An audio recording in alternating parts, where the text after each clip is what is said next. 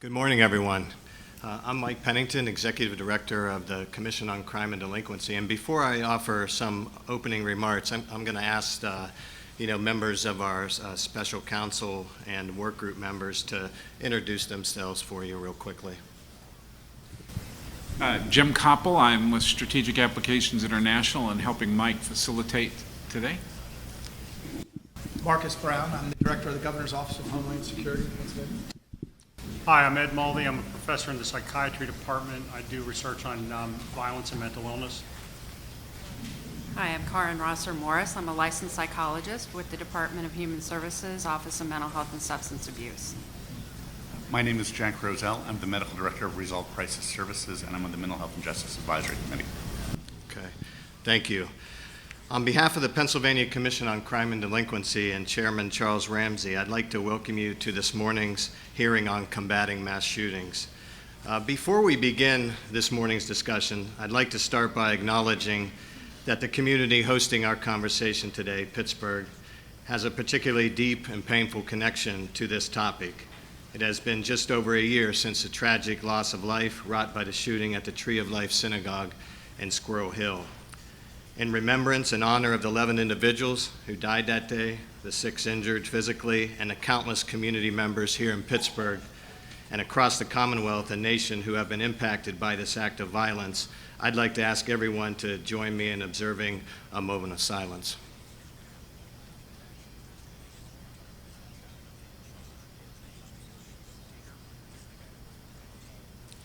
Thank you.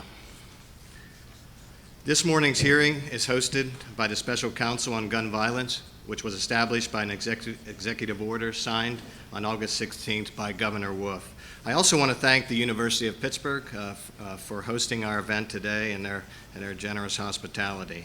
The Special Counsel includes 18 members representing different professions and perspectives, including public health, public safety, law enforcement, education, human services, criminal justice, juvenile justice, victim services, research, state and local organizations, and many others. Today's hearing is the second in a series that will explore various issues related to gun violence in the Commonwealth. We look forward to hearing this morning from presenters representing victim services, public health, law enforcement, and public safety on the individual and community impacts of mass shootings, as well as evidence-based strategies for prevention, response, and recovery.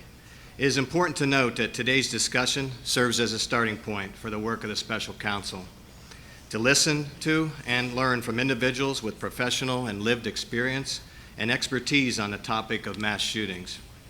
We appreciate the group of people who will present to us this morning for sharing those experiences and perspectives with us, but know that they do not represent the full scope or scale of an issue that manifests itself in many complex ways.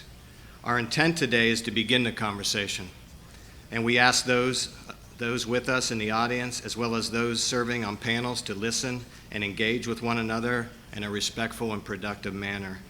While it is unlikely everyone will agree on the underlying causes, approaches, or strategies put forth in the discussions today, it is important to remember that everyone here today shares the goal of preventing gun violence in our communities and our Commonwealth. To support its work, the Special Counsel has identified 5 stakeholder work groups focused on key areas of gun violence, including mass shootings, accidental shootings, suicide by firearms, domestic violence-related shootings, and community gun violence. We've also developed a web page and an online public comment survey where individuals can share their thoughts and perspectives with members of the Special Counsel.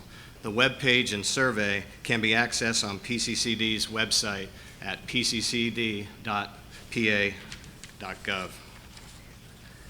We also invite members of the audience today to share your ideas and questions you may have by using our printed feedback form, which was made available with your agenda and handouts for this morning's event. One of our team members, Samantha Cook, who's right there waving her hand, will be available to collect those forms from you during the hearing. Finally, as I stated before, we know that this morning's conversation may include topics and information that can be difficult to hear. If at any point during today's hearing you feel uncomfortable, and need to step away to take a break, please feel free to do so. We also have crisis counselors from the Center for Victims with us who are available to provide any assistance you may need. As I mentioned before, the governor's executive order asks the special counsel to engage a wide array of stakeholders in its efforts to identify recommendations and best practices to combat mass shooting incidents. With that charge in mind, we're honored to have a few individuals here with us today to share their perspectives and expertise on this issue. Now I'd like to turn things over to Jim Koffel, who just introduced himself as the founding partner at Strategic Applications International, who will be assisting us with facilitation of this morning's hearing. Thank you. Jim? Thank you, Mike. Good morning, and I want to welcome you as well to this process. I'll be facilitating the questions from the panelists and to the individuals who will be providing testimony and recommendations. And as Mike said, we really encourage you, if you have questions, to submit that on the written form, or if you have comments or recommendations, to go to the online portal. We'll be collecting that information throughout the various hearings that are being conducted before we advance our recommendations.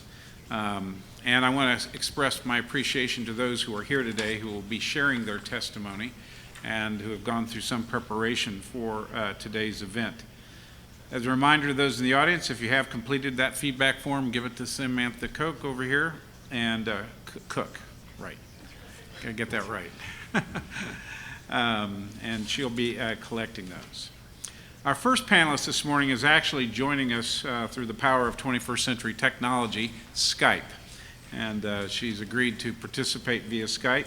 We're pleased to have Tara Hughes, President and Principal Consultant at Invicta Crisis Solutions, with us virtually today, and she will be sharing her perspective on supporting individuals and communities in wake of mass shooting incidents.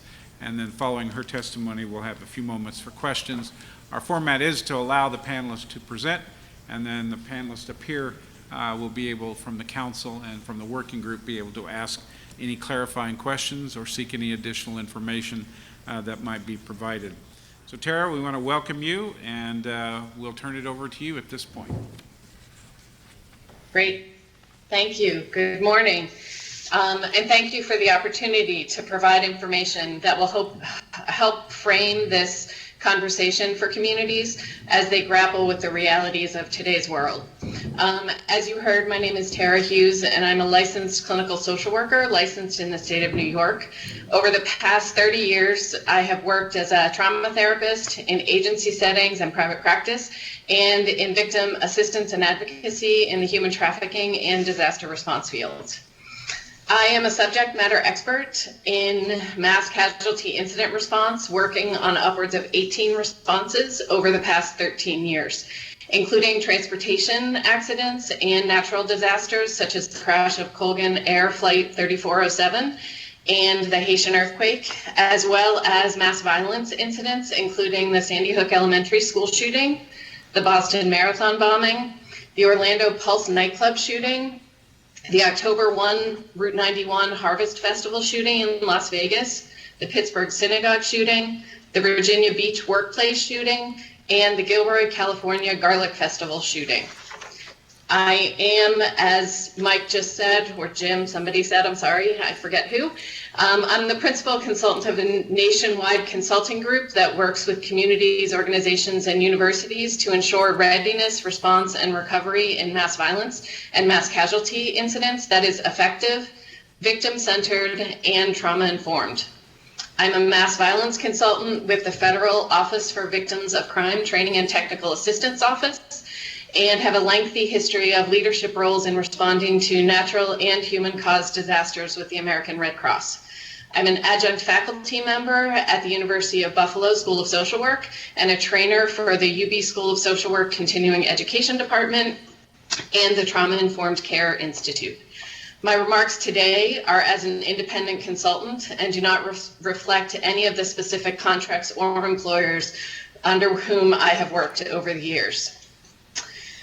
Mass violence and mass shootings in particular have increasingly been on the radar of individuals, communities, and the media in the U.S. over the past 20 years. These multiple incidents of mass violence have shaken the foundation of how people interact with each other and how they interact with the world at large. Access to a 24-hour news cycle that has increased the intensity of each of these incidents, as there is often a video and commentary loop that repeatedly exposes people to the sights and sounds of horror. Mass violence is different from other types of violence in a number of ways. It is a form of violence that sends people and the overall community into a predictable trajectory of reactions and recovery that is similar to other disasters, although reactions to mass violence are more intense and the timeframes for recovery need to be extended. Mass violence incidents change the way that people interact with each other and the community at large. Kai Erikson defines a community-based trauma as a blow to the tissues of social life that damages the bonds linking people together and impairs the prevailing sense of community.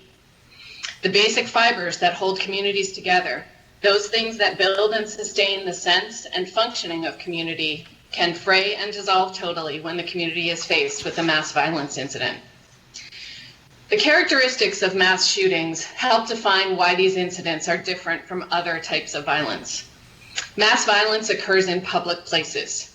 These are places where people routinely spend time, such as a concert or a Walmart or a bar. It is difficult to think of a category of place that hasn't been targeted by mass violence. The impact of mass violence incidents on individuals and the impacted community creates a new foundation on which those impacted then interact with the world around them. On a normal, average day, we do many things that if we truly thought about would rarely happen. We go to crowded places, we let our children go to school and the mall, we drive on the roads where we have no idea of other people's driving records.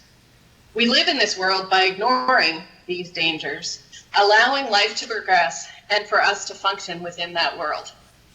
Mass violence incidents takes away that luxury. We think twice or 100 times about whether we will be safe if we go to the grocery store, let our children play soccer, go to a concert in a crowded place. The randomness of place and victim in mass violence takes away our ability to feel safe in our usual places. Mass violence incidents are complicated by all forms of media, traditional and social. The media coverage is often intrusive and only sometimes trauma-informed or victim-centered. There is what seems to be an insatiable appetite for probing the experiences of those who have experienced profound fear and loss. What should be an extremely private process of grieving and figuring out how to get out of bed in the morning and take functional steps each day becomes a very public journey. This public process comes with a great deal of judgment and expectation from others about how a person, a family, or a community is managing to cope.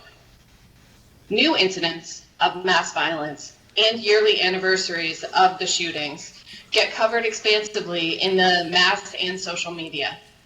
Those who are healing can have their precarious recovery ripped out from underneath them and are put directly back into the very raw process of viscerally remembering the pain.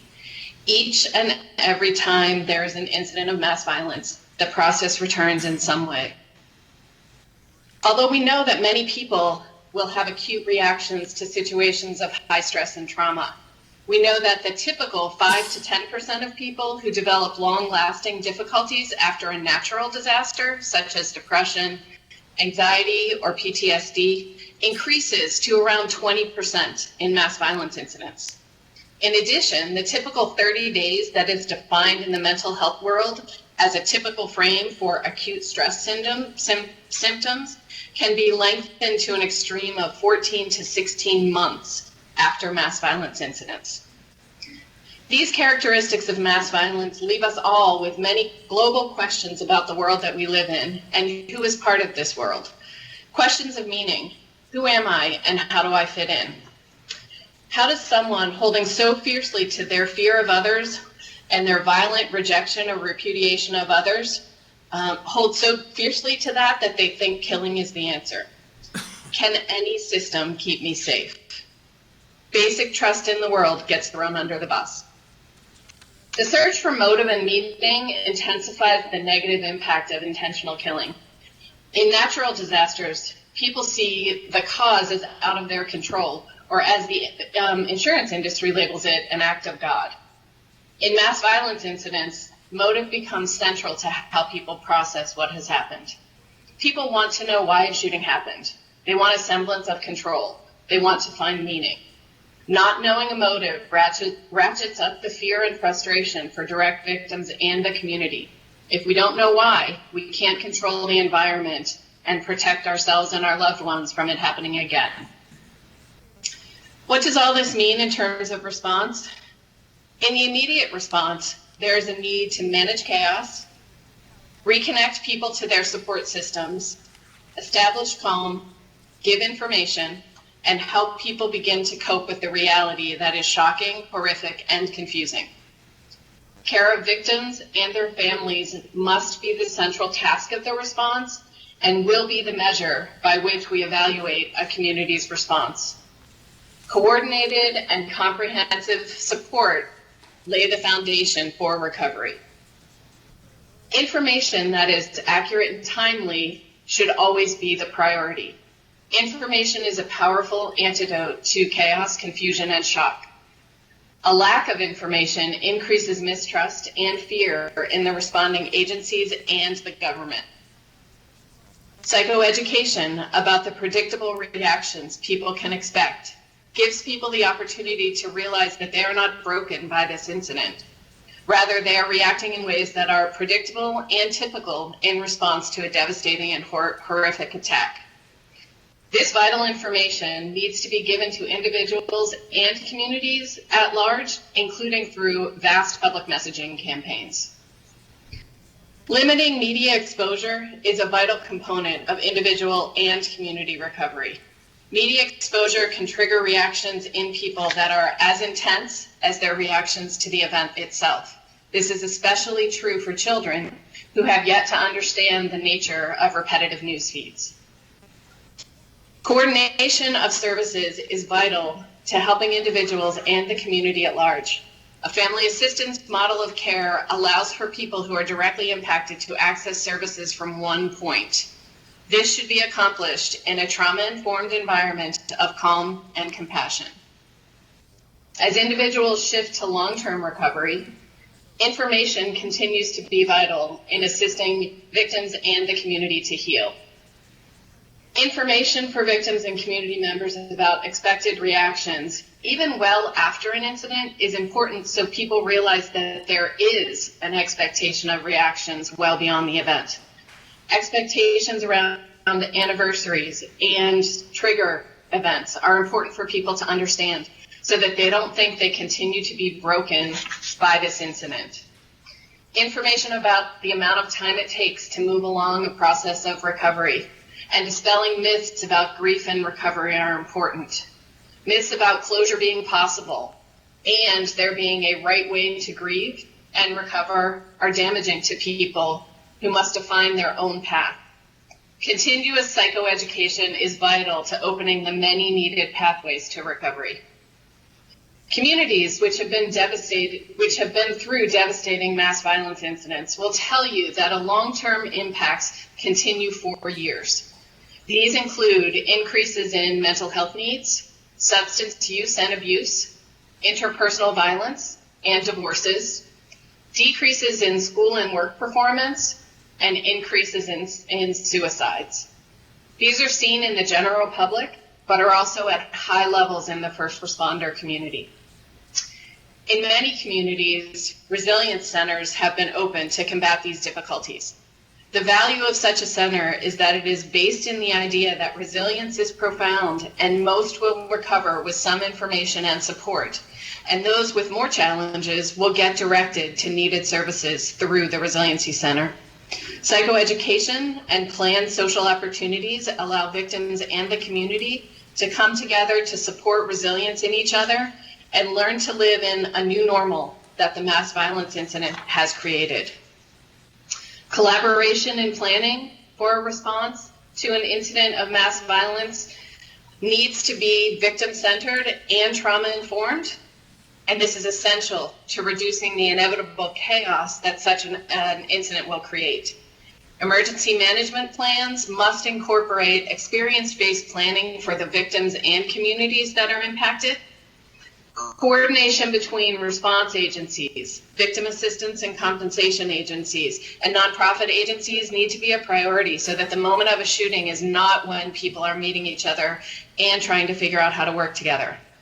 Lessons learned from communities that have experienced mass violence needs to be incorporated into those plans. Thank you for your attention today to this topic. Hopefully these remarks have clarified the intense ramifications of mass violence. The human toll is vast and far-reaching. But as we have seen in many empathetic responses to mass shootings, our society has the compassion and understanding to work to mitigate this devastation. It is my hope that we can begin to do this work on the front end to stop mass shootings before we have to deal with these ramifications. Thank you. Thank you, Tara. An excellent presentation, and we appreciate you being a part of this with your background and experience.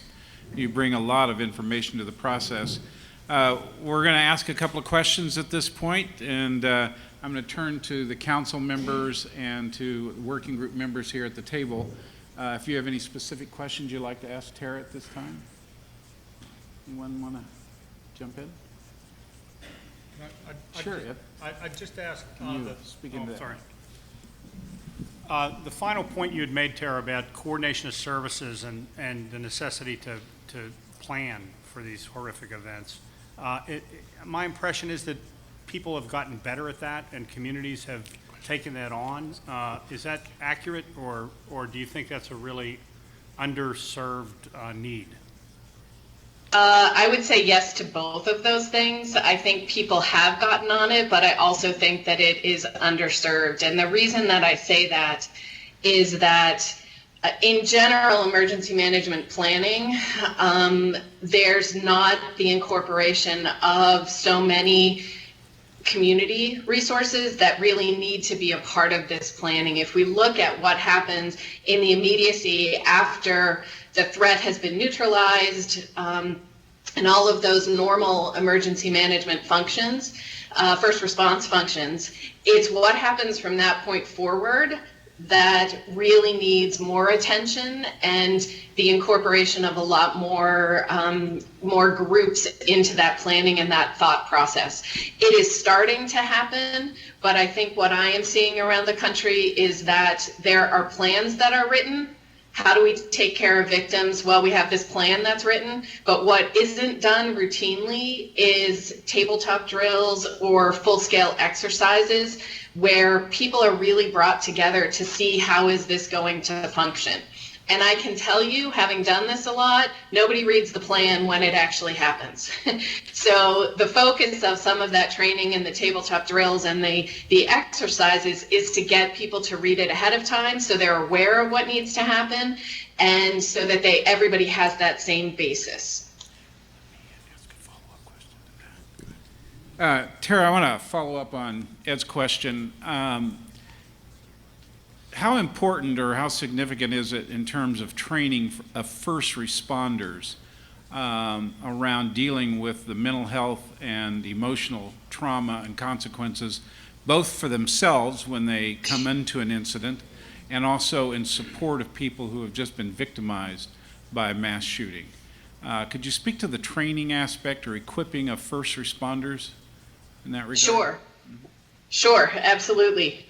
In general, what we see is that first responders are trained exceptionally well in what they do on a daily basis, and the intensity and the weight of the emotional pain after an event like this is not something that they necessarily have training to manage. And they may have training, and I know that this has increased across the country, that there's training in how to deal with people who are agitated and those types of situations. It's the volume that they will see after this that my experience is something that people don't necessarily prepare for, and they don't have the training to do that. So having people, having first responders realize what they will be facing, that it's very different than what they do on an everyday basis, is a really important aspect that often doesn't get included. There is no real division that I have seen in my experience between active threat neutralization and beginning to take care of victims and families and people who are right there. And right now, the way that many plans across the country are written is that they are two separate plans, and that the threat neutralization and the safety of the community is in one plan, and certain responders deal with that, and then there's a different set of responders who are expected to deal with the human impact. And that line doesn't exist. What we've seen over time is that line disappears, and the first responders are put into positions that they are not used to, they're not familiar with necessarily. If we look at one example in particular in Las Vegas, the incident commander in Las Vegas for the Family Assistance Center was the chief of the Clark County Fire Department. He was the emergency manager, and what that meant was that his fire department were the official structure and leaders at the Family Assistance Center. Not one of them walked in knowing what a Family Assistance Center was. And so that was not what they had ever done in a normal everyday training or day. And it was their job to now set up systems to care for potentially 22,000 victims. And they struggled.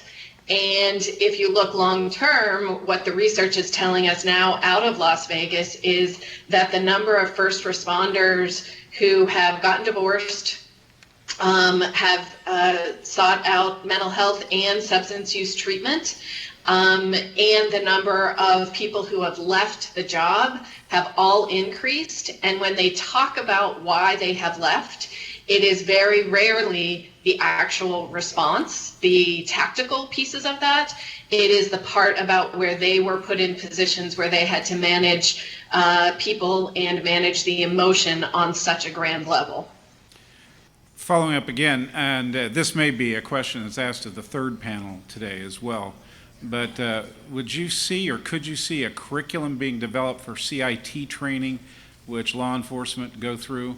In many states now, there's probably a minimum requirement of 40 hours of CIT training, if we're lucky in many of the academies or the training institutions or post recommendations. Have you worked at all in terms of equipping or preparing in the CIT training that law enforcement goes through that focuses specifically on mass casualty events? I have not worked specifically with CIT training in the academies, but I have gone into communities where I've been requested and done training that is both sort of generic training, these are the things you might face, but then also done drills with first responders about this component. So we walk in and the starting point is the tactical stuff is over. Now what do you do? And so that's doable, and first responders are very open to that training. I've never thought to do it I've never done it in a formalized way or in an academy kind of a way, but I think that there's definite room for that, absolutely. Okay, it's a good point. Mike has a question from the audience. Mm-hmm. All right. Tara, how can states like Pennsylvania support and scale the trauma-informed practices you referenced in your testimony? Where do you start? Wow, that's a big question. I think that the answer of where to start is where others are, the process that others are in right now. I think having a very planful gathering of information about trauma-informed and victim-centered practices that have happened in a variety of different communities pulling that all together, having someone pull all of that together and say, this is what we're getting from after action reports, from interviewing people, from having people come and speak, gathering all of those lessons learned, and then really looking at the trauma-informed lens, through a trauma-informed lens, to think, how do we want to create a scaffolding that we can have set up across the state that every community will then fit their own response into? Because what we know are two things. Every community will deal with this differently because there are different resources in different communities, and that every mass casualty, mass shooting will be different. If you've been to one mass shooting, you've been to one, and you walk into the next one, and it's very different. But what is helpful is to have a scaffolding to remember that victims and families have to be a priority, that when we're looking at what their needs are, that there will be immediate needs, there will be longer term needs, and then there will be the very long term needs. I just presented in Virginia with a gentleman who was on a mental health, a psychologist who was on campus at Virginia Tech when the shooting happened. So he responded immediately, and he continues 12 plus years later responding. And that shows the length of time that this will be there. And so understanding what do victims need during all of that time, and really how does, and I use, by the way, the term victim because from a legal standpoint and from a funding standpoint, that's often the term that is used. What I can say is that I've never met someone who experienced something like this who was not indeed a survivor. And that is one of those things to look at in terms of how are we meeting the needs of survivors, how are we meeting the needs long term and helping them to anticipate that long term.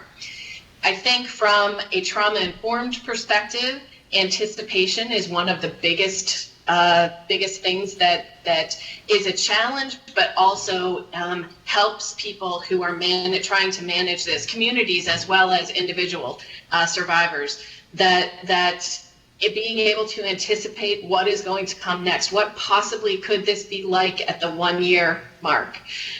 Pittsburgh just lived through a 1 year mark, and there was a lot of anticipation that we were able to help do that this may happen. These are the things you want to have in place in case this happens, or for people who may be having a difficult time. And hopefully your next two panelists, Cindy and Dan, will talk about some of that. But it's anticipation, and you can't anticipate unless you've gathered information from as many of these places as possible. So I think that is how to set up that trauma-informed scaffolding, get information, figure out from lessons learned what really has worked from a victim perspective or a survivor perspective, and then figure out how do we institutionalize that across the state so that people, responders and communities can respond on top of that scaffolding. So let me ask Tara this question. After mass casualty events that we've seen in the last several years, communities are reacting or responding in a variety of ways, including drills in schools for kids. What do you do? Congregations arming themselves, people in the congregation actually carrying a weapon for defense. What's the mental health issue around that kind of preparation, particularly for young people, in terms of, does that traumatize? Does that, we're about identifying recommendations or solutions in this process, and I'm just kind of curious from your perspective and background about those kinds of initiatives dealing with gun violence. So what we know is that research is being done right now very actively about those questions. And I would really divide those into two questions. One about schools and what should schools be doing in terms of drills, and the other about people arming themselves or wanting increased security in places. So let's start with the school. Preliminary evidence just came out recently, and I'm sorry, I don't know who did the research. I can find out and get that information to you. But that drills, when you're talking about active shooter drills where you're helping kids to keep themselves safe, that is one thing. And that is something that we have seen to be, although there's definitely a level of trauma and stress that gets created around that, especially with the media and kids knowing that this is happening more often. What has started to happen in many of those drills is that they're adding on pieces about how to stop bleeding in your friends, or how to rush an attacker, or do things that are more actively putting kids into situations where they are being asked to prepare to do things that are really adult things to do.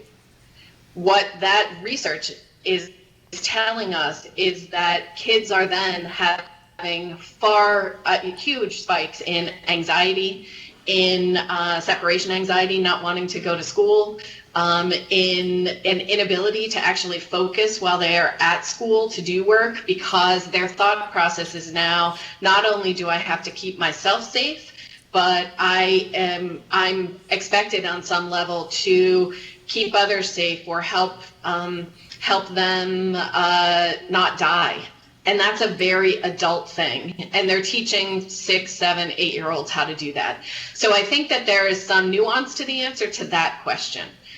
If we get to the, adults who are arming themselves or who are looking for security, what we know is that increased security measures, the vast majority of people appreciate them, but only 50% of people want to be able to see them, if that makes any sense.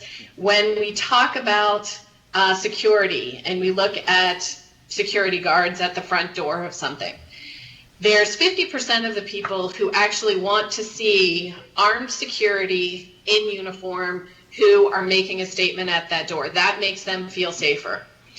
The other 50%, that makes them feel less safe. It makes them have to think, am I safe as I walk into this building? For that 50%, it's not that they don't want the security, but what they want is security that they don't necessarily see as security. So more plainclothes, less visible weapons, those kinds of things. And people arming themselves is something that we've seen increase across the country. The unfortunate thing that we know is that the more guns in a setting, the more likely that someone who will be an unintended target or unintended consequential injury or death from those guns. And so increasing the number of guns that are coming into a place can really complicate that situation. We saw in a mall about 2 months ago that there was an off-duty police officer who was carrying a concealed weapon legally. He was off duty. He apprehended a suspect. But when the police got there, they assumed he was the suspect because he had a gun and he was pointing it at someone. And so it complicates the matter when you put more guns into a place. Complicates it for everyone. Okay. Any panelists? Do you have any questions? Jack? Tara, you spoke a lot about the impact of trauma and vicarious trauma. Could you comment at all about the impact of the interviews, the briefings that are given by law enforcement, elected officials, other pundits, sort of in the immediate aftermath and the ongoing sort of recovery processes after these events, and the role that may have in community recovery? Sure, absolutely. So the rule of thumb, and much of how we're responding in terms of family assistance and getting information to those people directly impacted actually comes out of the work done by the National Transportation Safety Board and the way that they manage transportation incidents. And one of the things that they have a lot of protocols around is how do you do a briefing for people who are directly impacted? And then in addition to that, how do you brief the public? So the first thing is that those should always be separate if possible. That if you have a gathering place, whether it's a family and friends reception area, a reunification area, a family assistance center, that giving information to the directly impacted victims is vitally important before it is given to the general public.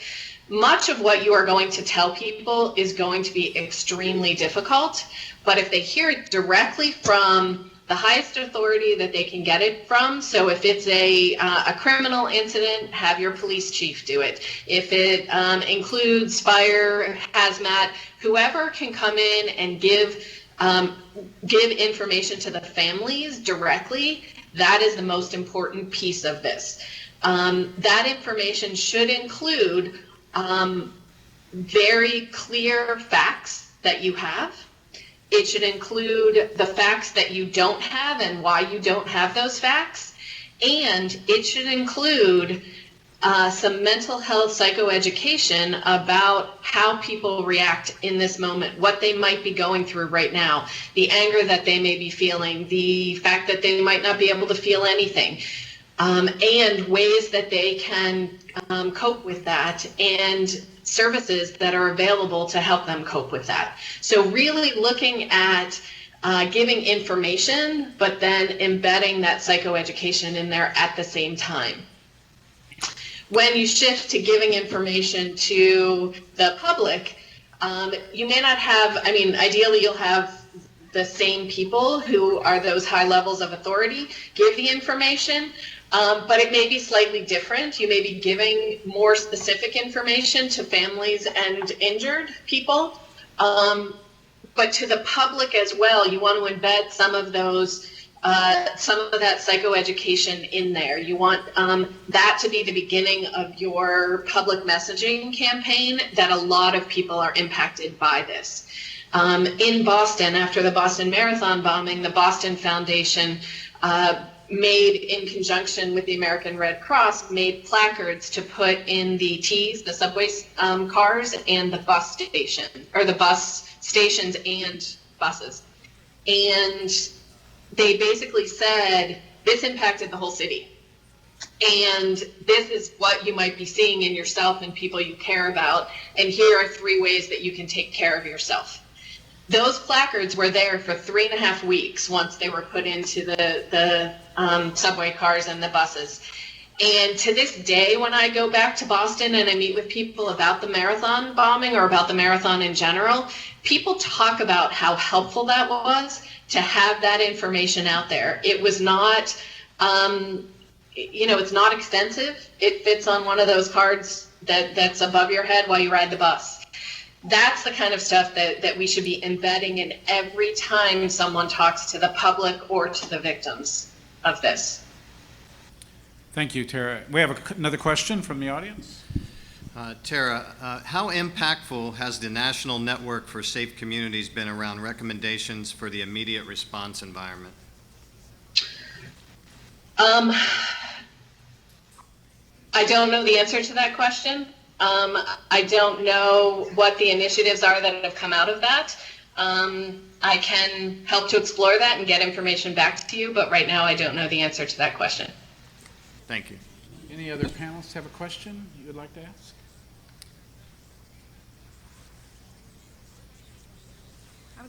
I'd like to ask a question about the first responders and bring up the topic of stigma, particularly since you mentioned the attrition rate where there's been some of these mass violence incidents. In working with first responders, I'm aware that there still is quite a stigma around having trauma from incidents, and I think this is particularly relevant where you have a mass incident, particularly in a small town or somewhere where the first responders are actually responding to crises with people they know, and then coming out of that with quite a bit of trauma and yet still feeling that there's too much stigma to really admit their own needs. So I'm curious what you think, how you think we're doing in terms of coming up with programs and trainings to reduce the stigma, particularly amongst the first responders. I think that some communities do that better than others. And I agree that responders dealing with incidents like this in a small town where they know everybody increases the impact directly on them, absolutely. And I think that the stigma is embedded very much into the first response community. I think that one of the early lessons and early training components or training points that you need to start to give people when they join is that stress is a continuum, and that every call that they have has a little bit of stress in it, but that when it's a major thing, it is on the other end of that continuum. That trauma is really just excessively large amounts of stress, and the way people are managing, or the way people are thinking about what's going on. So talking early and often about stress in general, I think that every first responder out there will agree instantly when you talk to them that their jobs are stressful. And so I think helping to remove that stigma, connecting stress along this continuum and understanding that that continuum can get pushed to the far end of stress, both by accumulated events and by any single major event. That perspective can be helpful in the process of helping responders to access what they need afterwards. The other thing that we have found really helpful is having trainings come in to communities where people who have experienced this, people who were in Boston, Orlando, Las Vegas, Pittsburgh, where they can come in, responders, and say, this was really hard, and this was why it was hard, and this was what I've done. And that kind of training where you have a peer stand up and say this was really hard and we all need to know that it was really hard, that is going to be one of the most effective ways to get past some of that stigma and to create those avenues that people can access care after an event like this. Thank you. And as a follow-up to that, I think part of what we do is we have very high resiliency expectations of our first responders. Absolutely. And I just want to bring to the discussion today, the discussion of resiliency, and what is your impression of how that word and that concept is being used in the field at this time? I'm aware that it can be a very hopeful thing to talk about, but it can also be part of the stigmatization process, that it can become an issue of, well, maybe there's something wrong with someone if they are not highly resilient. And I'm concerned especially that our children could get this impression if we're teaching them how to do these adult things and then finding out that they really can't in some circumstances, and that potentially adding to their trauma by making them feel responsible. I think it really starts with the definition of how you look at resilience, and I agree that resilience, or the concept of resilience, comes with expectations that everybody should be resilient, or that there are specific things that are expected of people.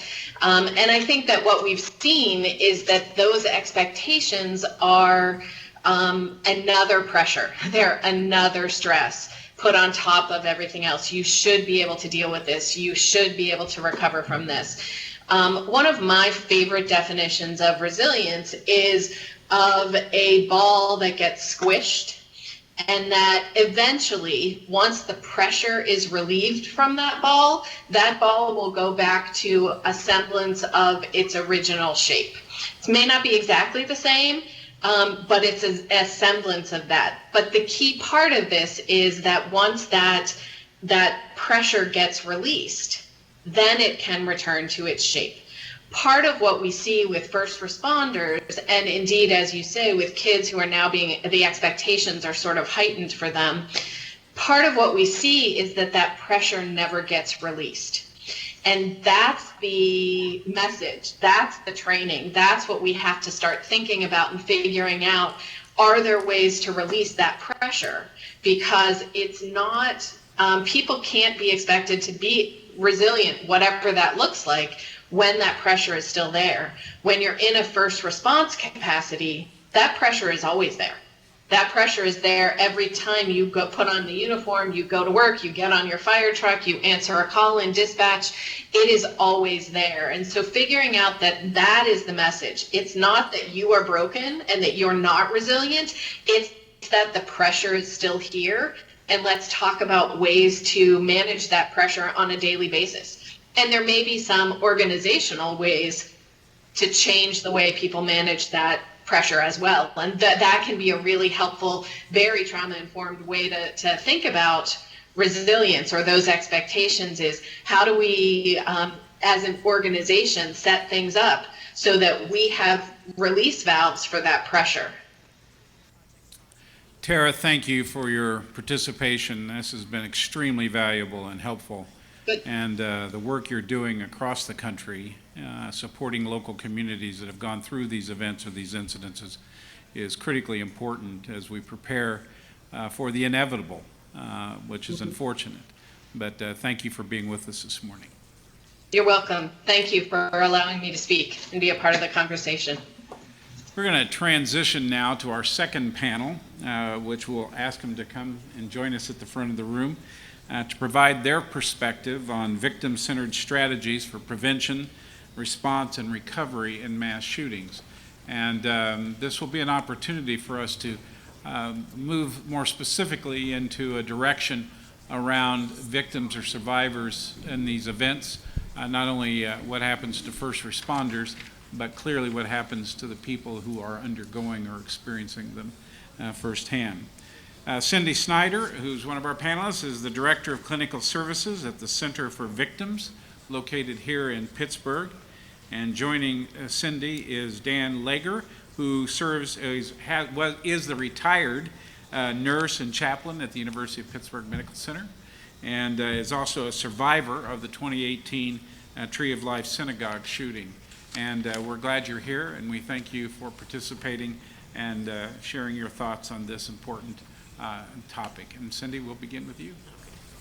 I'd like to begin by thanking PCCD for providing the opportunity to speak to this issue of mass gun violence, specifically in an effort to move forward our conversation and efforts around prevention and response. My role at Center for Victims is that I serve as the Director of Clinical Services. Cindy, excuse me, could you just bring the mic a little bit closer so people behind you can hear? Okay. Is that better? Yes, thank you. Okay. Ma'am. Sorry. I am the Director of Clinical Services at Center for Victims, and I've spent my career working with individuals, families, and communities who have been impacted by various levels of violence, often gun violence. Last year, post-10/27, I had the unfortunate opportunity to be a member of the Long Range Planning Committee in terms of coordinating a response moving forward to the tragedy that was 10/27/2018. So my comments are going to be about prevention, response, and recovery and victim-centered strategies. And I will begin by saying I believe it is imperative to address access to firearms and specifically assault-type weapons. However, that alone will not stop mass shootings. We must continually work to develop our understanding of all factors that contribute to the paths of violence. When I consider the conversation regarding victim-centered strategies for prevention, response, and recovery, related specifically to combating mass shootings, I would begin with some conversation about the ACE study. Many, if not most of you, are familiar with the Adverse Child Experiences study. This study, while simple in design, has transformed the understanding of many as it relates to connections between childhood experiences and adult functioning.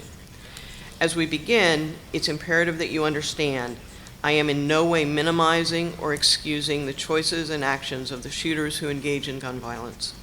They are responsible for their actions. However, to truly address prevention of mass shootings as well as other types of gun violence, we must understand the underlying causes and intervene much earlier to impact change. For instance, in the immediate aftermath of mass gun violence events, attention is quickly focused on motive, the why. Motives in and of themselves do not explain the root causes of mass gun violence or any other gun violence. Motives do not explain why humans, mostly male, enter the world as innocent children and end up killing numerous people.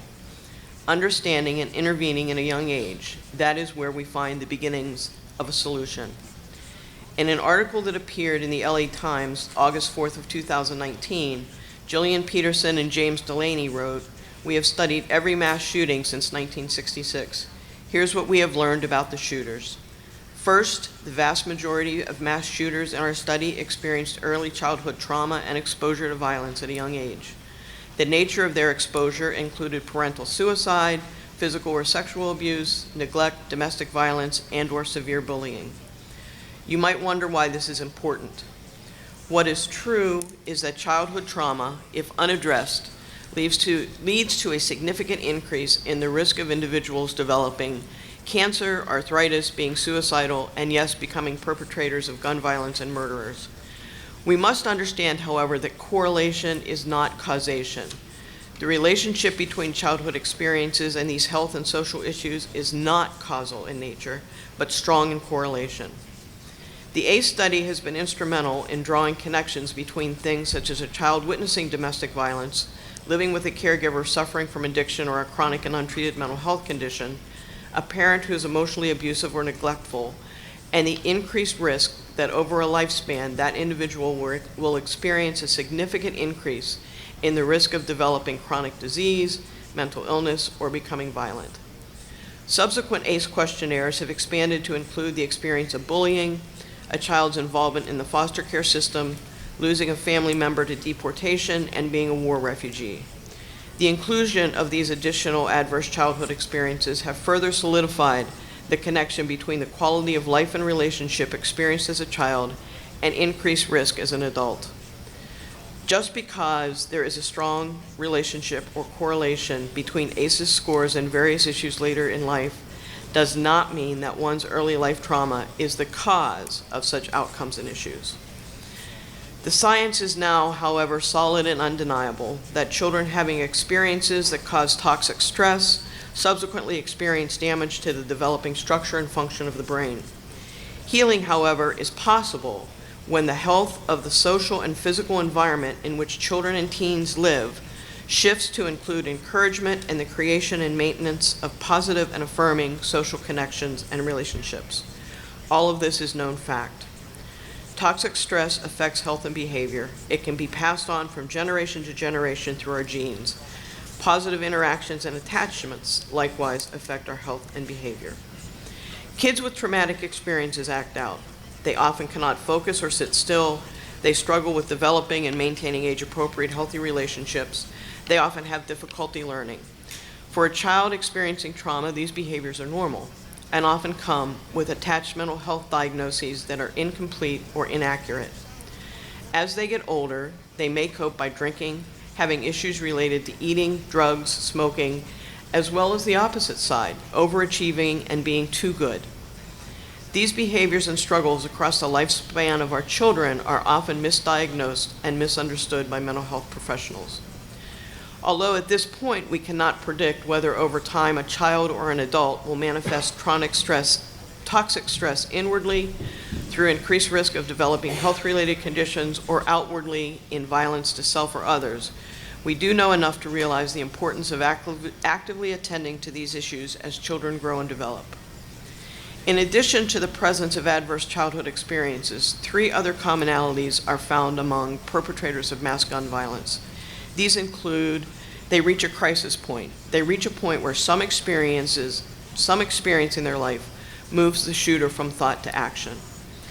They also have a desire to have their motives publicly validated. Oftentimes, social media is a venue for this. And thirdly, specific to today's conversation, the ease of access to weapons to carry out their plan. Each of these factors are fairly easily identified by outside parties. If someone knows what to look for and to look for it. To that end, our emphasis must include new policies, laws, and funding that support the development, evaluation, and funding of comprehensive early childhood efforts that carry on through adolescence, that support and facilitate healthy attachments between children or teens and respectful, competent adults, curriculum standards for teachers and mental health professionals that assist in the identification of individuals who are at higher risk for perpetrating mass violence, the development of an effective mechanism to report observations and concerns about potential perpetrators of mass violence, stricter penalties for illegal gun trafficking, prosecution of gun-related crimes and vigorous enforcement of existing laws, an assault weapon ban, legislation aimed at regulating access of firearms through universal background checks for all gun sales, including private sales, programs which raise awareness of gun safety, safe storage, and responsible gun use and ownership, programs which promote violence prevention education and mitigate the negative influence of a culture of violence, an increase in support for programs that help survivors of gun violence and families of victims, inclusion of all state-held records into the National Institute Criminal Background Check that is timely and complete, continued efforts to educate judges, law enforcement, and other professionals on the root causes of gun violence and prevention efforts. These tasks are essential in the prevention of mass gun violence as well as other forms of gun violence. So I'm going to shift my comments to lessons learned post 10/27/2018. On that day, a lone gunman entered the Tree of Life building in Pittsburgh, Pennsylvania, and in minutes killed 11 people, injuring 2 worshipers and 6 law enforcement officers. Today I have the honor to sit with Dan Lager, a member of Congregation Dor Hadash, who was one of those injured on that day. Other members of the 3 congregations worshiping at the Tree of Life building witnessed and heard the horror. There were people getting ready to enter the building, others were merely passing by, some were living in homes surrounding the site, as well as those impacted in surrounding communities and people of the Jewish faith.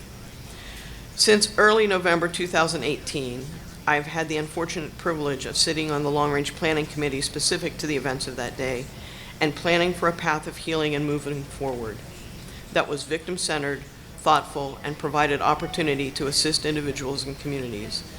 Some of the folks on that committee are here today as a show of support for this issue, as well as for Dan and myself. Their presence should be seen as a reflection of the relationships that have developed over the past year. Lessons learned early in the process were that the language of victim was difficult and confusing in the situation. Victim could be used to apply to so many different constellations of people. As a way to continue the conversation and move forward, we began talking about levels and layers of impact rather than talking specific to who was a victim and who was not a victim. Given the different constellations of those impacted by the events of the day, it seemed to be most respectful and yet inclusive to conceptualize impact and to frame our efforts. As such, those most directly impacted, those who had lost a family member or loved one on that day, and those who were present and injured became identified as the highest level or layer of impact. Do not think that this decision and conversation was straight or easy. We spent a lot of time and effort and difficult conversations attempting to come to that understanding. The Long Range Planning Committee has been comprised of representation from each of the 3 congregations, New Light, Congregation Dor Hadash, and Tree of Life or La Simcha, 3 large Jewish organizations in Pittsburgh, the Jewish Community Center, Jewish Family and Community Services, and the Jewish Federation, as well as Center for Victims, representation from the Attorney General's Office, which was soon followed by representatives from PCCD, and 2 consultants, one of which we were fortunate to have was Tara, and also representation from the Allegheny County Office of Public Safety. After several months, we were joined by representatives from the family group. There were some difficult and tense times as we attempted to come together on a shared language and understanding of what being victim-centered would mean and look like moving forward. We did not get it right all the time, but we were committed to owning our mistakes and missteps and moving forward from them. In hindsight, the articulation of these struggles really does nothing to accurately reflect the time, energy, care, and attention that went into each and every choice and interaction. We worked diligently to make sure that we were always attempting to anticipate, prepare, and predict for any of the folks who had been impacted by the events of 10/27/2018. Being victim-centered in response to mass casualty events is not merely a definition. It is a process to be defined by the development of shared respect, understanding, and an unwavering commitment to staying in relationship with each other for the greater good. In terms of recovery, we as individuals and communities are a work in progress and will be for a very long time, maybe forever. But together we are moving in the direction of great progress and healing. Thank you. Thank you, Cindy. We're going to wait for questions until after Dan has presented. Appreciate your comments and your insights into this. Dan, thank you for being here. Thank you. Before I begin my remarks, I'd just like to point out to Mr. Rozelle and Mr. Pennington that your chairs are really close to the edge of the platform, and I don't want you to fall off. I realized that. I've seen Mr. Rozelle moving his periodically. Okay. Thank you. Thank you very much for the opportunity to participate in this special council on gun violence. The subject of gun violence obviously is very important to me, as I've spent the last year recovering from gunshot wounds which I sustained while 11 of my friends were murdered on October 27th, 2018. Our great teacher, Fred Rogers, said that whatever is mentionable can be manageable. It is in the spirit of his teaching, in gratitude to my family and community, and in honor of the memory of my murdered friends, that I offer these remarks. As we've heard, on Saturday morning, October 27th, 2018, a man entered the synagogue building where my congregation and 2 others were beginning our morning prayer and study services. The man was armed with several guns, including a military assault weapon. He shouted anti-Semitic epithets as he shot and killed people. Most had their backs to him. Most of those killed were elderly. 2 of those murdered had lifelong developmental cognitive disabilities. In addition to the 11 who were murdered, 2 congregants and 4 rescue officers were wounded. Response on almost all levels was and continues to be extraordinarily supportive and overwhelmingly healing.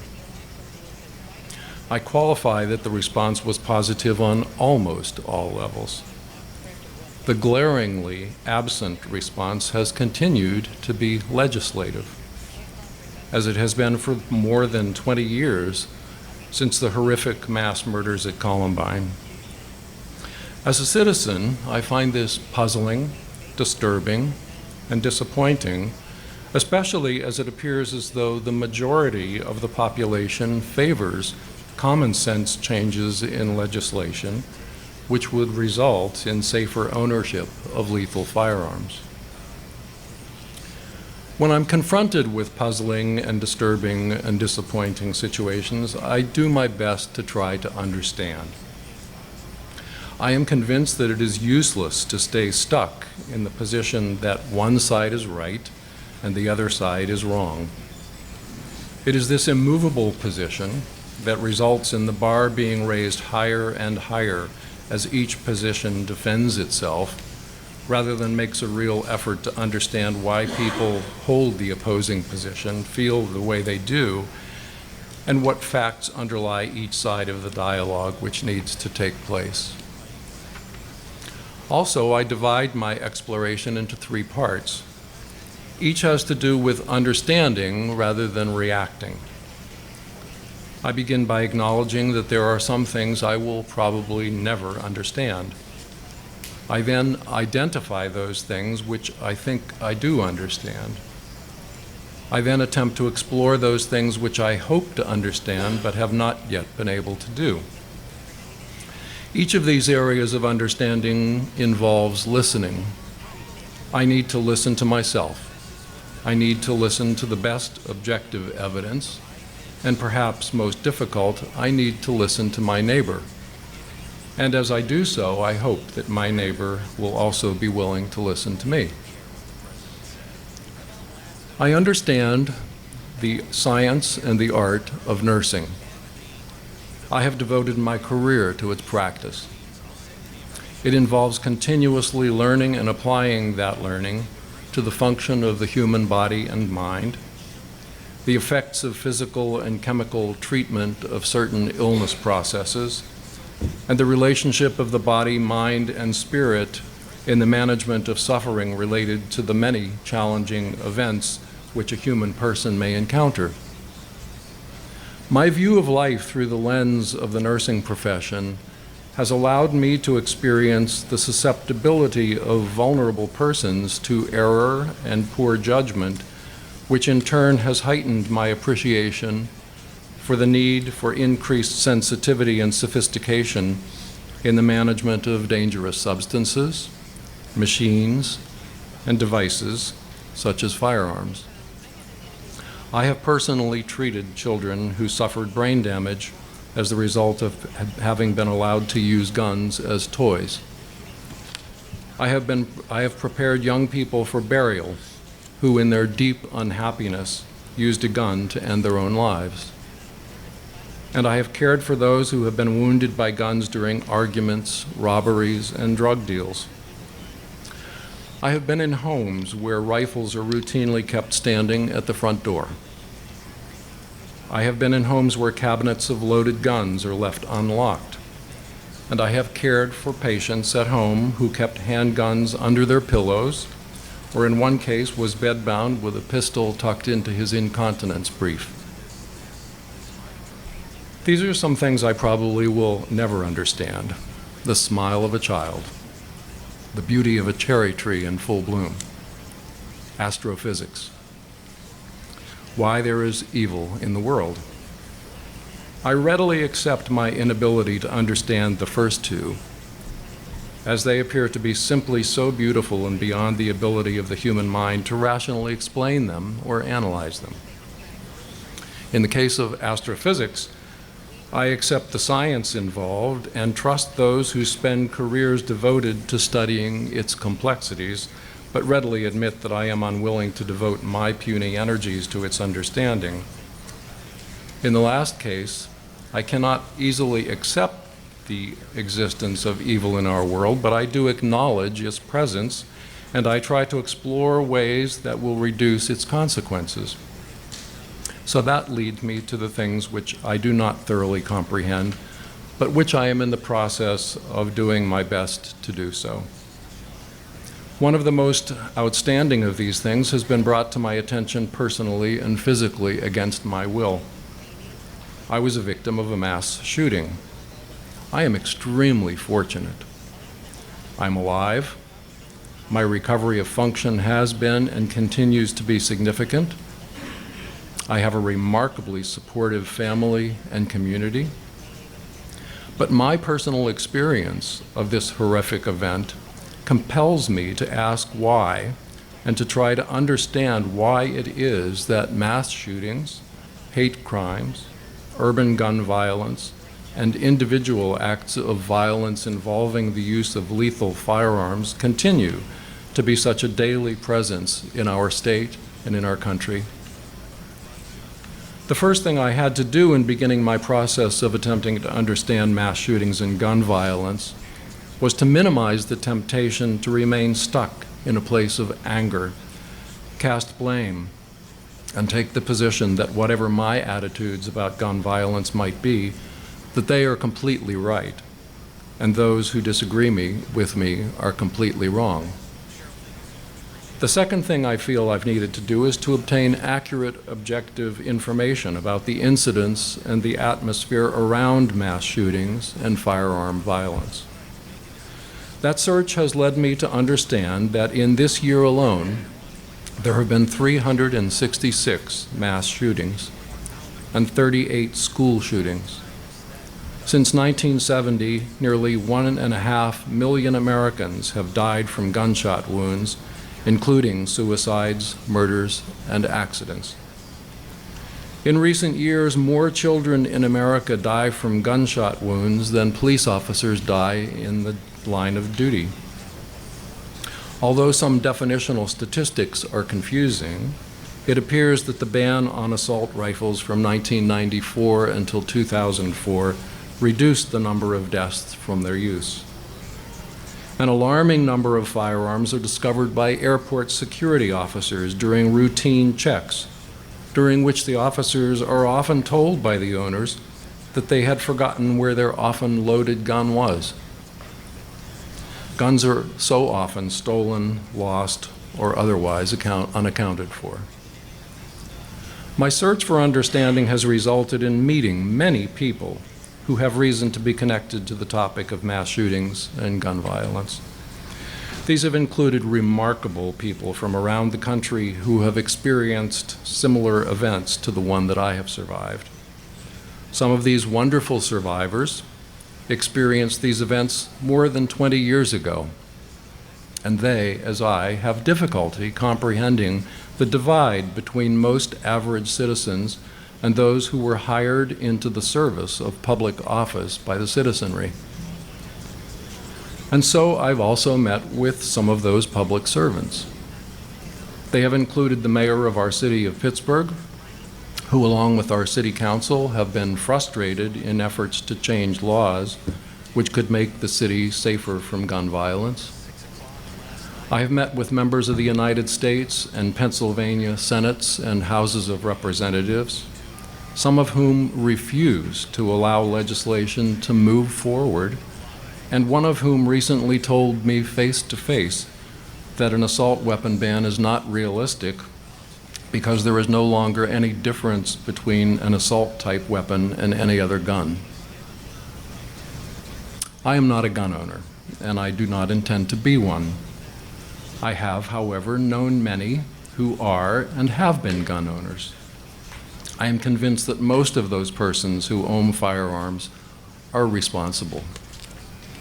But I have also been in many homes during my nursing career in which dangerous and irresponsible possession of guns was a regular occurrence, especially at times where particular stress was present in the family. I'm trying to best understand why we can't expect our elected officials to enact reasonable legislation to address these problems, or even to move it to the floor for discussion and a vote. Assault weapon bans, control over the size of ammunition magazines, risk protection orders, universal background checks, registration and licensure, and gun safety education seem to appear reasonable to most people from what I've so far been able to learn. I keep reminding myself that allowing emotions to dominate the discussion will only impede the dialogue that is so desperately needed. And so I look to those common sense proposals that appear to have much support among the populace of our state and our country. I also look to the need for real dialogue that must take place to reduce inflexible polarization so that fewer people will die and suffer as a result of the improper use of these potentially lethal and easily available devices, of which we have more than any country on the planet. I am not an expert on this subject, but I am a statistic. And I lost 11 friends to intentional, hate-fueled, anti-Semitic gun violence. I owe it to the honor of their memory to do what I can to learn how to prevent this terror from continuing to take other lives. I hope that we can learn with and from each other, and that we can come to balance the need for self-protection in a world where violence will always exist, along the right to strive for a satisfying, productive, and peaceful life. I thank Governor Wolf for establishing this council and these listening sessions. I very much appreciate the opportunity to have been heard, and I look forward to hearing from others so that I can learn more, and so that together we can make our state and country a safer place for all and all those who will come after us. Thank you very much. Thank you, Dan, for this amazing testimony and chronicling really the journey you've been on for the past year. I sort of want to ask the question, the thing that kept surfacing as I was listening to you, how did you get here? You have approached this as a victim with rational, measured, and determined effort to address this issue. Did you have a strong support group as a victim that helped you navigate through the anger, the frustration, the hurt, and the pain coming out of that experience that could get you to the place where you're moving from just simply why to action? Well, one of the things I think I look at in terms of where I am now is my life before the event and my life after the event.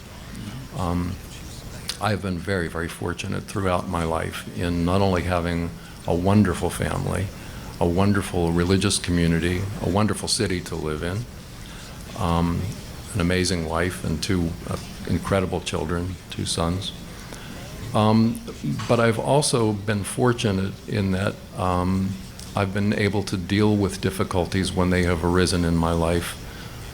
And so they haven't accumulated at a time when it probably would have been so overwhelming that it would have been much more difficult to manage. I asked my therapist a few months ago, I said, you know, I appear to be doing well. Am I missing something really big here?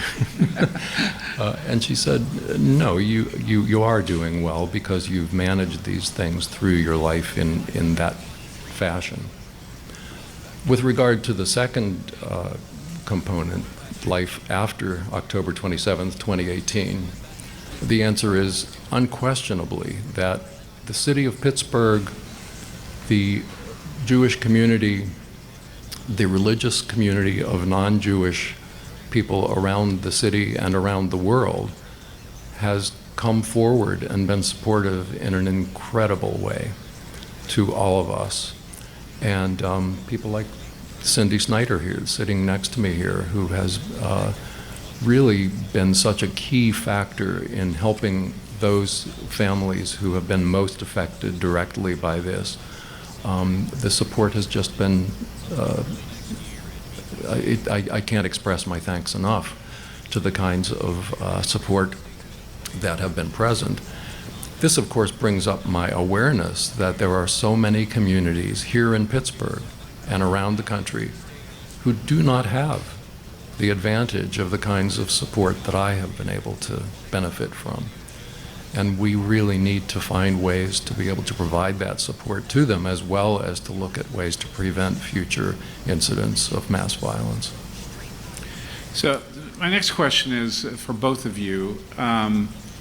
In these kinds of events, you sort of sometimes get the impression that we're building the ship where we're sailing it, and that you've come through a crisis or an event, and then resources get mobilized and then put into place. How, and this goes to something Dan just said in terms of the life before and the life after, in terms of the capacity, the support mechanisms that he had in place. How available were those kinds of services before the event? And then in terms of a community being prepared to respond holistically in the way in which Dan's described? And what can be done actually to be sure, even though every mass shooting is a unique event and it requires some flexibility in the response. But could you speak to that, Cindy? Yes. So the services were available pre-10/27/2018. However, you know, I used to be asked when we would arrive at a scene or be responding to a situation that did not rise to the level of a mass gun violence or mass casualty event. People would say, well, we've never heard of Center for Victims. And my response used to be, well, I'm glad. Yeah. What I will say is post-10/27/2018, I think we need to do a better job at making communities and various other organizations aware of the victim service resource-rich environment, which is Pittsburgh. So there's been a little bit of a shift in that from my perspective. That said, one of the other issues related to that is clearly funding, because when organizations such as Center for Victims receives funding, we're inclined to target it mostly toward the actual provision of services and not necessarily making sure that people in community know that we exist. So we need to get better at procuring funding so that we can be more proactive and we can educate communities more about the resources that are available. So did the synagogue, in terms of the resources that were available, in terms of the community in which you worship in, Dan, were you able to reach out to those services, or did those services come knocking at your door afterwards?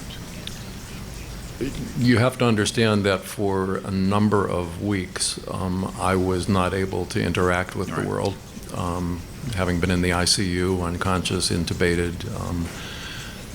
My wife, however, and my sons did, and they did a wonderful job, and I am informed by them that my congregation, Dor Hadash, was unbelievably supportive and present. And when I came home from the hospital, that congregation was very, very present, very respectful of my need for the presence that I needed and the absence of intrusion that I also needed, provided me and my wife with food, literal sustenance. So yes, my congregation is remarkably supportive. We always have been. It's a remarkable community. Cindy, you said something in your testimony that caught my attention. A number of things caught my attention, but this one struck out, especially in light of Tara's testimony, and that as the victim service community comes together in collaboration, you said sometimes it was tense. What was tense about it? Well, I think as human beings we can get territorial about who's going to do what and who's responsible for what. Mm-hmm. But I think there was a collection of people who were able to kind of put that out there and work through that. It's one of the. Again, I will say I think Pittsburgh is resource rich. We're not always, we don't always have the history of working together collaboratively around those resources. And I think that's an area where we can get better. The tension, I think, was multi-level. In this situation, in the synagogue shooting, there were so many different groups and subgroups that were impacted, and who was going to respond to which group, and what was that going to look like, and how were we going to get the word out, and so there were just a lot of navigational dilemmas. Now, I will say Center for Victims was called out by Allegheny County on the actual day of 10/27/2018, so that's actually how we got identified from day one as being a resource, and then I think our involvement just kind of expanded from that point. But we were not the only people. The American Red Cross was there, Resolve was there, there were a lot, the Salvation Army was there, Jewish Family and Children's Services were there, and unfortunately for many of us, that was the first time we had probably ever all been in the same room at the same time. So I think that moving forward in this community and in other communities is to have a planful way of gathering people in anticipation of the need for that kind of response. And I think we make some attempts at that, but I don't think it's inclusive enough. And so I believe if we are able to have those gatherings prior to the events happening, it'll make moving forward from such events less less tense. it'll make it more seamless and smoother. So, in that sense, because we're at the end of the day, we're looking for recommendations that could go to the legislature or funding sources. How would, who should coordinate that? That's probably a community-specific answer. I think I would be inclined to frame it as a question, and the question of the communities would be, who in your community is in the best position to bring together this group of people? You know, I think in Allegheny County, it's probably the Department of Human Services. However, that said, somebody has to be working with them to make sure that it is a comprehensive and complete listing so that people aren't left out. Like, for instance, I would hazard a guess that if we asked Allegheny County Department of Human Services to pull this group together, they probably would not have brought in Jewish Family and Community Services, because that would have been outside of their frame of reference, not because it would be intentional. So the other issue is, how do we expand that frame of reference so it's more inclusive? Okay. If I could just address that question a little bit. The fact that this was an anti-Semitic event thrust it into the heart of the Jewish community here in Pittsburgh. So we had a unifying factor. But having said that, there were many, many people from the non-Jewish community who were extremely helpful in this effort, from the Muslim community, from the Christian community, really were absolutely linking arms with the Jewish community in the response. And with the Department of the U.S. Attorney's Office, so the public sector also, the city of Pittsburgh, the mayor responded by not saying, close your doors, stay inside. He opened everything, made bus transportation free, said, be present in this city, be with each other. This is your need right now and your opportunity, so do it. So I think looking at the quality of the leadership rather than those specific people who did it in this case might be instructive. And what I experienced, although I came to the table late for the long-term planning committee, led me to believe that there was a wonderful synergy, an impressive ability for people in positions of leadership to be able to cede their authority and power when they needed to, and give that over to people who were in a better position or a more appropriate position to act on those things, rather than saying, this is my job, I'm going to stick with it, and I don't want anybody else in my turf.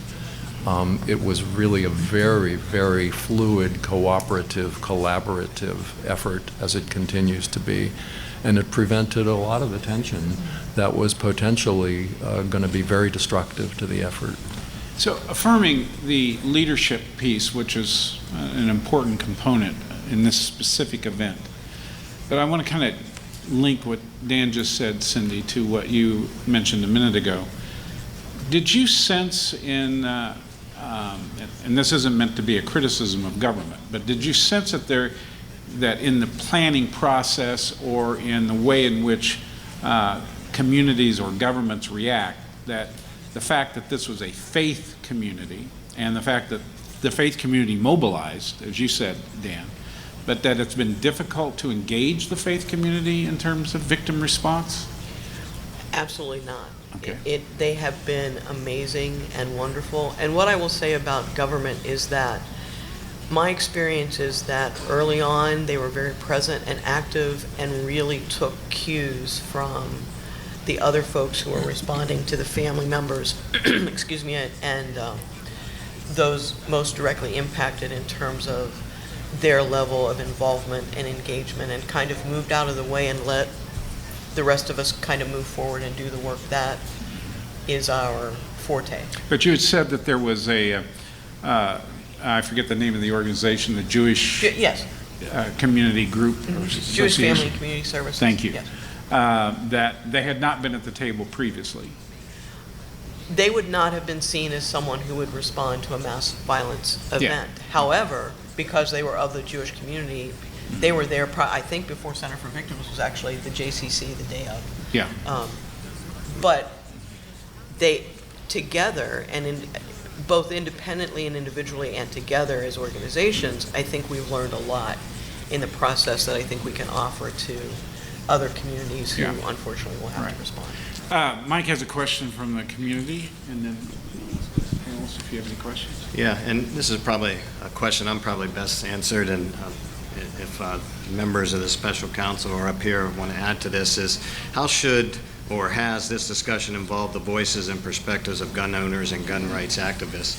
I think, as I mentioned in my opening statement, we're looking to get opinions, diverse perspectives across the spectrum on this issue, so that we can make informed decision. In fact, the governor's executive order talks about working on a public health and community engagement strategy that includes gun owners, healthcare professionals, and victims of gun-related incidents. And I know, last week on one of our panels, we had gun owners, and we have received testimony from the NRA. So, we certainly welcome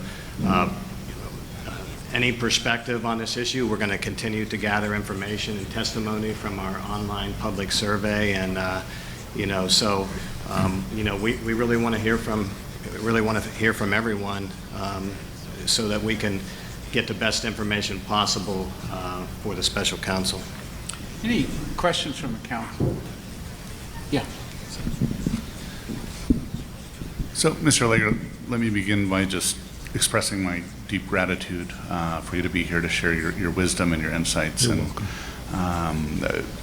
I'm sure we all are deeply appreciative for that. I understand that at Tree of Life, over the preceding months, there had been an array of trainings or exercises for the community around an active shooter event. I'm wondering if you were exposed to any of those, or if you have any thoughts or reflections about some of that training.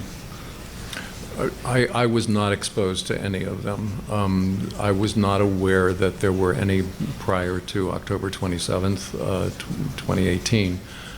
I believe that there was at least one, if not more. Obviously, I did exactly what Alice training says you're not supposed to do. I'm a nurse, and my friend of blessed memory, Jerry Rabinowitz, was a physician.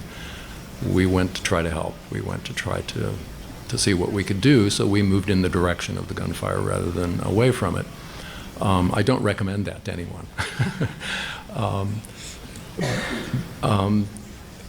I'm very concerned about the training, though, particularly when it comes to sensitivity and training for children. The great many years of my nursing career was devoted to pediatrics. I was a pediatric hospice nurse. I was a pediatric rehabilitation nurse. And I know that it's really difficult, as we've heard from Tara, when we're trying to teach children to respond as adults. It's simply not fair to expect them to do so. I worry about the effects that the constant exposure to this kind of information has on the developing minds and moral development, value development of children. So I digressed from your question, but that's my response. I would like to respond to Mr. Pennington's response to the question about gun owners being involved in this conversation. My father was a gun owner. He was a hunter. I grew up with guns in my house as a child. They were always completely safely stored, never all in one piece, never loaded. I had no temptation to play with them or do anything with them that would have been dangerous. My father taught me to respect that they had an inherent ability to cause harm. I have been in many homes, as I alluded to in my remarks, where there have been firearms. I think most guns have firearms in them that I have been in. I've sat at the table with people where my foot bumped rifles underneath the table. And inevitably, when I would say to people, I don't want you to shoot me when I come to your house, you need me. Let's see what we can do to make this a safer situation. They responded without hesitation. Even the fellow who had a gun in his diaper, when I talked with him and his wife about it, we were able to manage that situation. But if we just continue to up the ante, if we say, I need to be safe, so I need a bigger weapon to be safe with, if we say, I need to be safe and I need a weapon, and someone over here says, no, you don't, then that just continues to escalate the temperature and make the conversation self-defeating. So we need to talk to each other about it and recognize these things. Thank you. If I might, Jack, to your comment about, or your question about the active shooter drills, I will tell you that I've done a lot of direct work with family members of 1027. And I can tell you that there are folks who have been in employment situations where their place of employ has had an active shooter training that was problematic. So, one of the things, there have been local high schools that have had drills that have been, from my perspective, problematic. And what I mean when I say that is, we can talk for a long time about whether we should or shouldn't have these drills. Right now, it is just what people are doing in an attempt to increase a sense of safety and control over their environment. However, I think the place where we fall very short is around the anticipation, prediction, and preparation for such drills. We need to be talking with children and teens. If we're going to continue down the road of having active shooter training drills, we are compelled, from my perspective, to be having conversations about what people's experiences of those drills may be, and likewise having opportunity that is structured and on-site for people to be able to process their reactions post that drill. Anything short of that, I think, is borders on unethical and irresponsible. Mike, did you want to respond? No, I just wanted to follow up on Dan's point, a very important point. Last week at our hearing in Dallas, PA, we talked about accidental shootings, unintended shootings, and the importance of gun safety, safe storage, and so I appreciate your point, and I just want to say thanks again for both of you of being here today. If I may, another question. Cindy, you made the comment that sometimes your team arrives and they say they've never heard of you. Well, I know as well as you do as well that your team is actually very well known across our community for incredible work and more incidents than I care to count, including our own incident at Western Psych, and I thank you for all your team does. I also know that your team works in response to the full spectrum of violence and gun violence, and mass shootings are horrific and a very small segment of the overall work that your team does. Are there lessons learned that you feel that apply well across scale, across category? Takeaways that we should have and understand, not just for the response to the mass violence incidents, but to all the work that your team does, all the people and lives you encounter? Thank you for the compliments, and likewise our working relationship with Western Psych and Resolve. So in my comments, what I attempted to do was to try to hold out this idea that we need to be paying close and careful attention to the nature of relationships and the environments in which children are raised and in which they develop. And so one of the things that I would say is that across the board, most all of the clients who come to Center for Victims the violence they've experienced has been in relationship. And likewise, our approach is that the healing from those incidents also happens in relationship. And so for me, the commonality across all types of violence is that when relationships are appropriate and healthy and functional and working and responsive and respectful, it greatly diminishes the likelihood that violence is going to occur. So for me, the commonality is the need to tend to the importance of relationship. Thank you, Dan and Cindy. This has been very instructive, very helpful, and I appreciate you making the commitment to be here and to share your thoughts. You're very welcome. We'll ask the next panel to come forward and move into the third panel. Our third panel this morning will share their perspective on public health and public safety approaches to prevention, response, and recovery. And I'm not going to introduce you in the order you're sitting. I'm going to introduce you in the order I have on my piece of paper. Dylan Ferguson serves as Director of the Bureau of Emergency Medical Services at the Pennsylvania Department of Health. Lavani Bickerstaff is Assistant Chief of Police with the Pittsburgh Bureau of Police. Brittany Klein is Director of the Safe to Say Something program at the Pennsylvania Office of Attorney General. And Mike Vereb, did I say that right, Mike? Okay. Serves as Director of Government Relations at the Pennsylvania Office of the Attorney General. Dr. Ronnie Schukert serves as Clinical Associate Professor of Surgery and Critical Care Medicine and Director of Surgery Clerkship at the University of Pittsburgh. And then Lieutenant Kirby Young serves as Operations Commander for the Domestic Security Section of the Pennsylvania State Police Bureau of Criminal Investigation. And we'll start off with you, Dylan, your opening comments. And then after the panel does make all their comments, we will then open it up for questions for the council and the working group. Thank you. Well, good morning, Mr. Chairman, other members of the Special Counsel. As was said, I'm Dylan Ferguson, Director of the Bureau of EMS within the Department of Health. And one of the key program areas that we have within our Bureau and within the department as a whole is a culture of preparedness. Through our preparedness sections, we work closely with the Bureau of Public Health Preparedness, PEMA, in addition to numerous other state agencies in preparing for and responding to public health threats and emergencies, including mass casualty incidents, which can include active shooters and other mass shooting type events.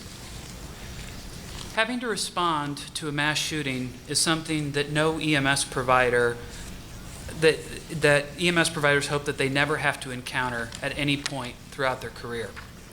However, it's an aspect of reality that this day and age we must be prepared for.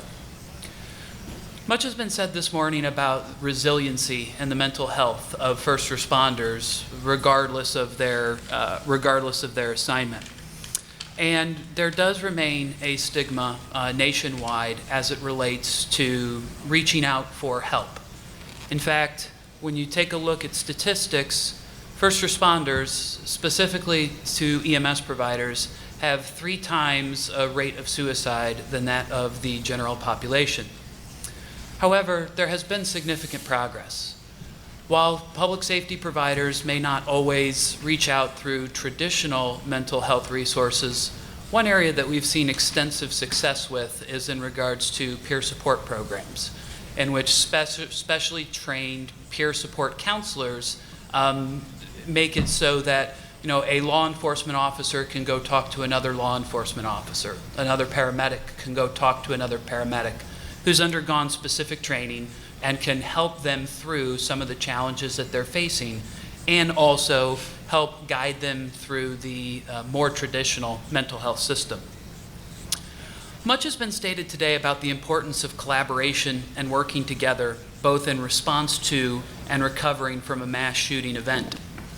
Those same tenets of collaboration also apply to our various public safety disciplines that serve our Commonwealth, including fire, EMS, and law enforcement. Since the Columbine shooting in 1999, there have been significant changes and advances in the way that all public safety disciplines respond to these horrific events. Law enforcement has changed tactics to more immediately address the threat rather than awaiting the arrival of specialized teams and reinforcements. In many areas of the country and throughout Pennsylvania, EMS too has begun to alter their response paradigm, transitioning from a model of waiting for the entire incident to be stabilized and the threat abated before making entry, to a model of making entry with a law enforcement escort and protection in areas cleared by an initial police sweep. This model allows for the injured to receive more timely emergency, life-sustaining care, particularly as it relates to bleeding control. This transition is particularly important because as shooting victims lose blood, the rates of morbidity and mortality increase exponentially. The Department of Health, through the Bureau of EMS, has been working to provide continuing education on this still relatively new concept and will continue to do so far into the future. In addition, there are numerous counties, regions, and communities that are also taking additional steps to provide additional training for and to prepare their first responders for these unfortunate events. All of these trainings emphasize the need for public safety entities to work collaboratively with one another to engage in high-quality communication and establish and train on a plan prior to an event occurring. Finally, there's also a need for a whole community approach to active shooters, hostile events, including everyone from first responders to managers of facilities, faith groups, victim recovery services, and families. We recognize the need for the general public to have knowledge and training on initiatives such as Run, Hide, Fight, as well as bystander and layperson empowerment to assist in bleeding control measures and to be able to be the help until help arrives, all while respecting a balance and implementing these trainings with special deference to trauma-informed standards of care in relation to making sure that we are doing more good than harm. These programs can help empower bystanders to help other victims until trained first responders are able to make entry and begin to do their sworn duty in saving lives.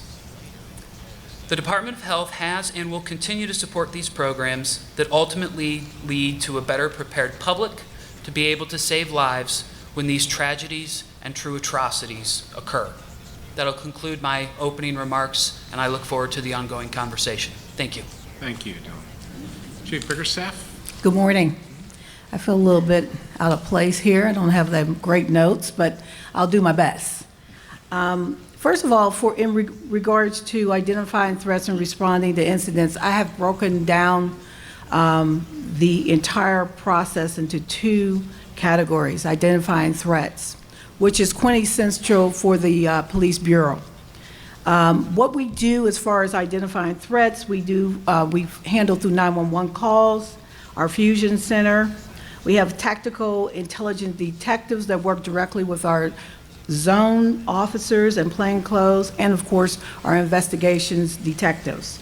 We have federal task forces, the JTTF, Joint Terrorism Task Force, detectives that monitor all of our social media sites, and of course, the lifeblood of our police department is the Real-Time Crime Center, where all of our surveillance cameras, ShotSpotter, and our city cameras are tied together. That helps us as far as identifying threats. But one of our key initiatives is through our threat activation system process is our partnership with the community, because the community is the one that provides most of our information. The Police Bureau, as long as I've been there for 30 years, has worked actively with our 88 neighborhoods in the city of Pittsburgh to develop a strong sense of relationship building where we can get information from the community. Developing a mechanism to identify the tensions and issues in our communities has assisted with boosting our intelligence efforts, pushing out training initiatives to our communities to assess with identifying threats has increased the police intelligence gathering efforts exponentially. As far as responding to threats, when responding to threats, the key component is training, training, training. Police train constantly. The Pittsburgh Bureau of Police have engaged in active shooter training led by our SWAT team, which is a very strong presence in the city of Pittsburgh and is definitely renowned throughout the nation. We've also participated in rescue task force training, where all public safety members train together to include the paramedics and, of course, the fire department, and how to extract victims from active shooting situations that are in the warm zone, and knowing how to respond when the actual situation or active shooting warm zone turns to a hot zone. We have drills, tabletop exercises for active shooter drills throughout the city of Pittsburgh to prepare for active shooters. And our SWAT team actively trains with other municipalities via our Region 13 initiative and agreement. We have a lot of community training. We prepare the community on how to respond when the police come on a scene of an active shooter situation and what to expect from the police. The active shooter training for houses of worship, we have active shooter training for businesses and for schools. The training is geared towards safety and security, and we also offer free safety assessments to their buildings to determine whether their buildings are set up in a way that would gear towards getting people out safely or not. We have a citizen's response to active shooter. We do the run, hide, fight, actual hands-on training on how to survive an active shooter incident. We also are a part of the Stop the Bleed training on how to apply tourniquets, and of course, we do work with Homeland Security with the See Something, Say Something initiative. The PBB's, the Pittsburgh Bureau of Police primary goal is to assist citizens to be familiar with identifying threats through training and education. Pittsburgh Bureau of Police will continue to build relationships with our providers, such as victims of violent crime and other social service entities, to provide training, trauma-informed care, or to assist with trauma-informed care after these events. Thank you, Chief. Brittany, say something. If you don't mind, I'm going You're to gonna give you an switch? overview of how we got to a program, Okay. and then Supervisor Special Agent Klein will talk to you about what she saw with the program for its first half year in our annual report. But on behalf of Attorney General Josh Shapiro, thank you for having us. It's great to be in the city of Pittsburgh today and not in Harrisburg, watching the legislature wrap up. But nonetheless, we're here to talk to you about the Safe to Save program, which was the bipartisan work of Senator Vince Hughes and Senator Pat Brown, both appropriations chairmen in the Senate, where they thought that this concept, following a Colorado model, would be something that could be effectively used in our schools here in Pennsylvania. So their bipartisan work got the bill to the governor, and the governor signed it. It became Act 44. So the general asked a few of us to work on this program in the office. We are not a 24/7 operation. We are now with this program. So we had a lot of adjustments to make, including hiring Brittany Klein to be the director of that program from a personnel and operational perspective. But I think it's important to understand a couple things about the Act. First, it is a mandate on all 911 centers and anyone that educates children under the Department of Education in Pennsylvania, regardless public, private, they must participate in this program.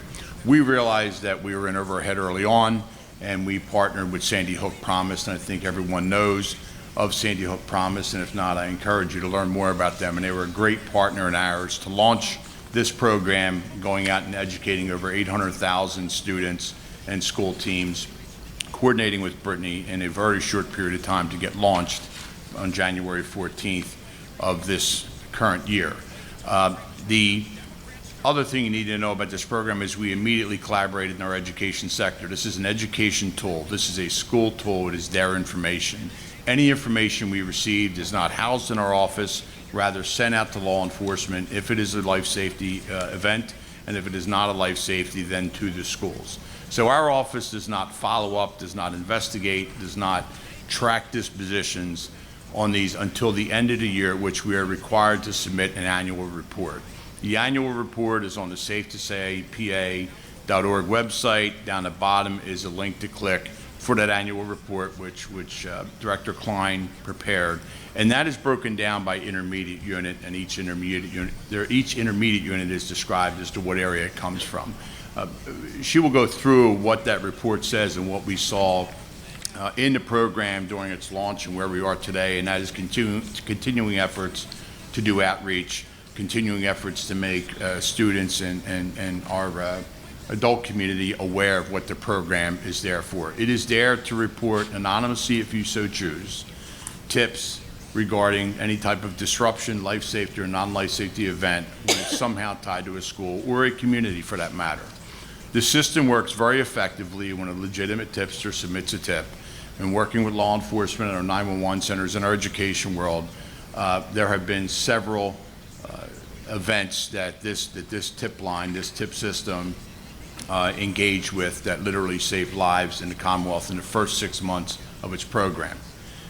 Now, false tips are punishable by misdemeanor, and there is a process, and examples will be made of those, whether they're children or adults, that submit knowingly false tips to the system. It is a struggle to deal with false tips, but the benefit that we are seeing across the Commonwealth, and trust me, there is no geographical discrimination on how these tips and/or crime tips come into us in this program.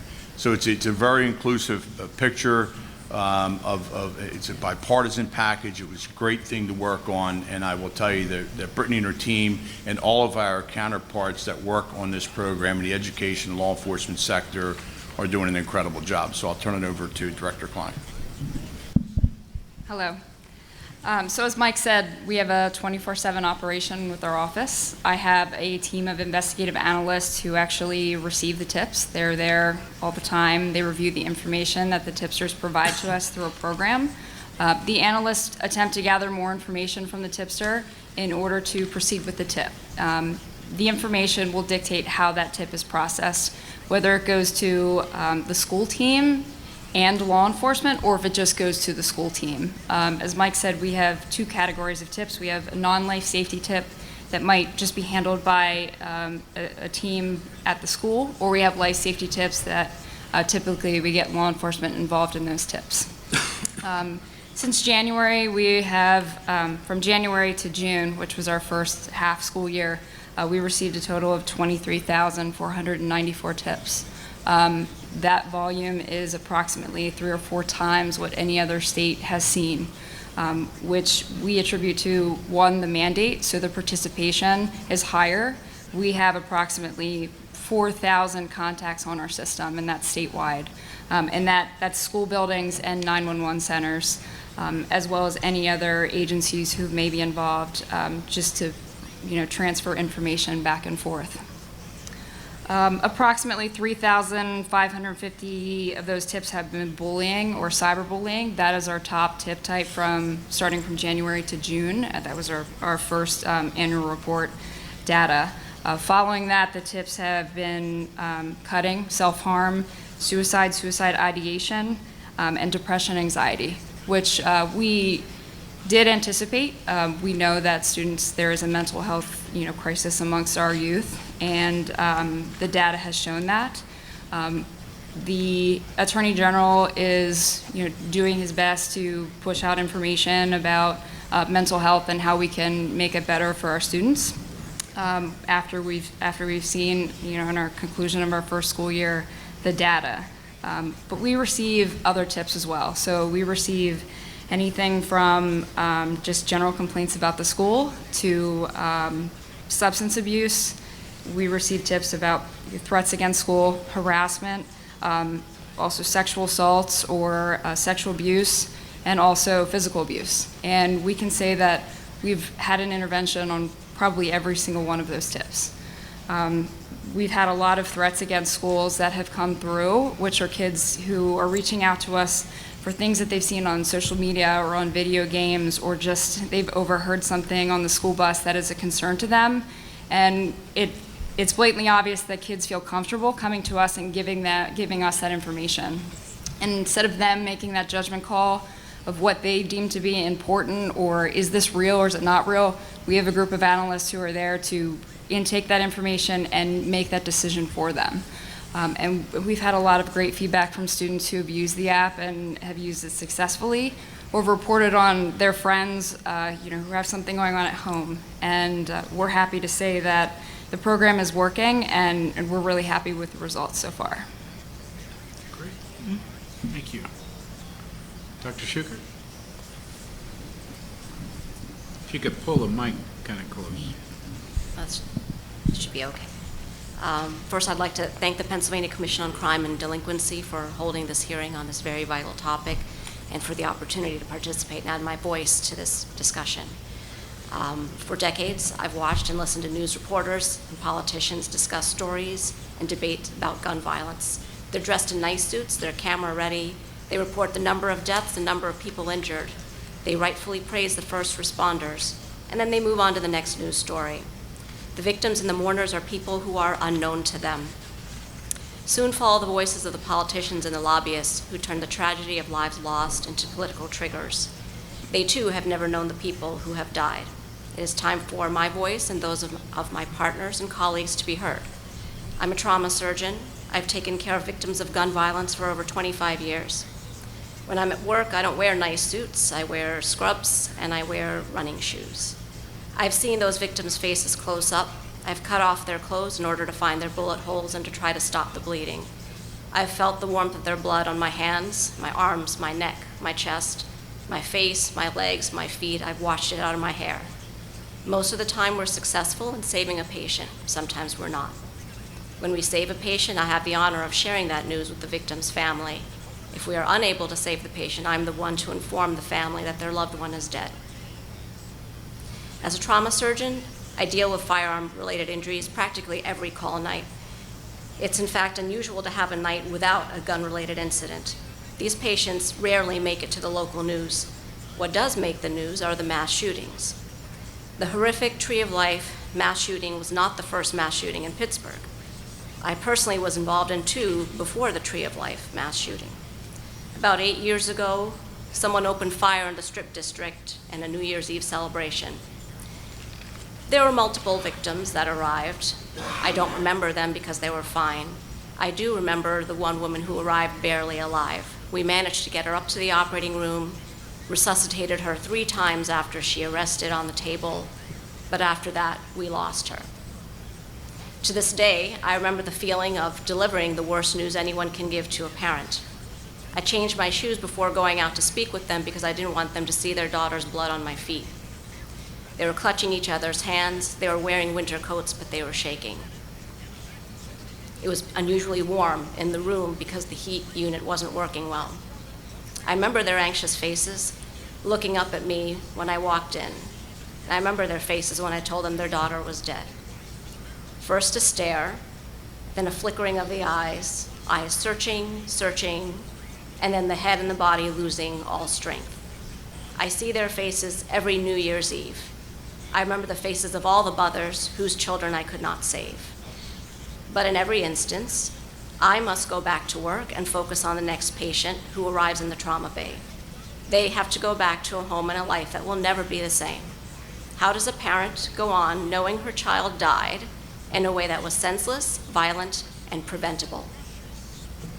In March of 2016, I got word that there was a mass shooting in Wilkinsburg when I was on call.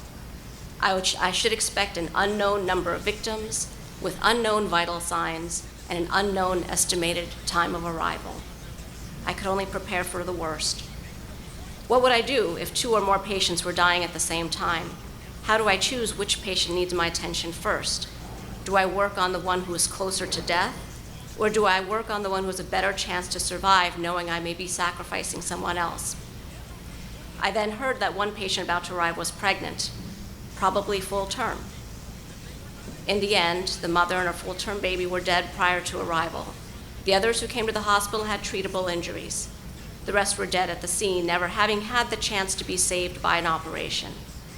The original death count was increased by 1 after I pronounced both the mother and the baby.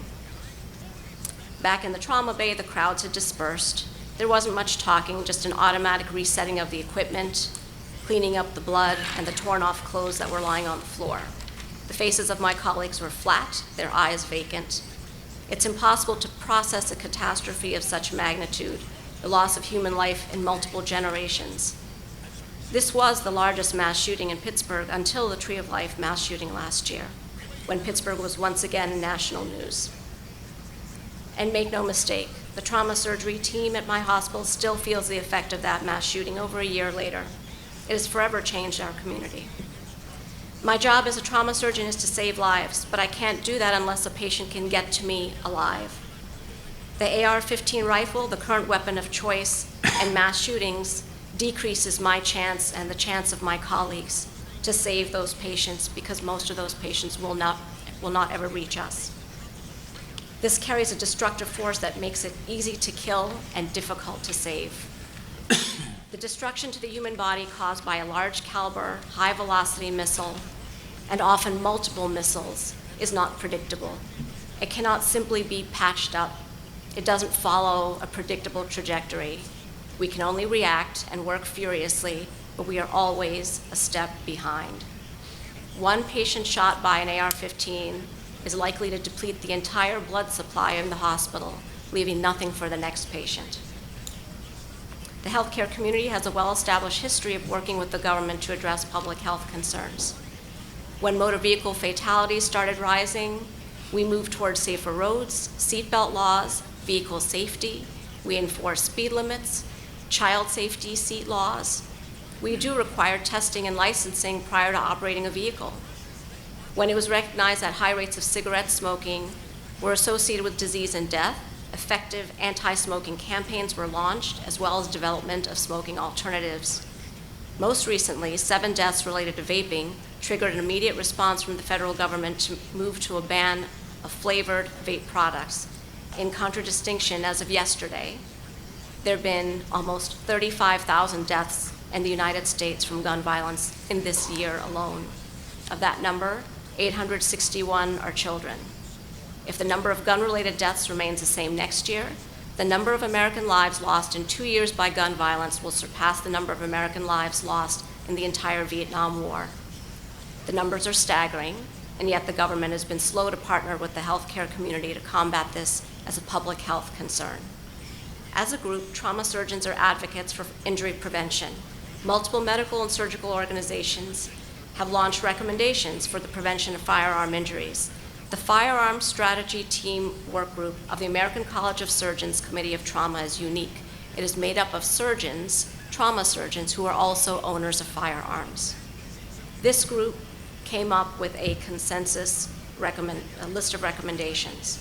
They include background checks for all firearm purchases and transfers, education and training for all firearm owners, safe storage of firearms, risk mitigation by extreme risk protection order legislation, research that is as broad in scope and funding as the problem of firearm violence itself. They also recommend that we mitigate the notoriety of the shooters in the press. There is broad support for universal background checks, with reportedly 83% of gun owners supporting expanded background checks on firearm sales. Safe storage of guns has been shown to decrease unintentional injury and can decrease theft of the firearms. Dedicated research is imperative to understanding the root causes and warning signs of mass shootings in order to prevent them from occurring.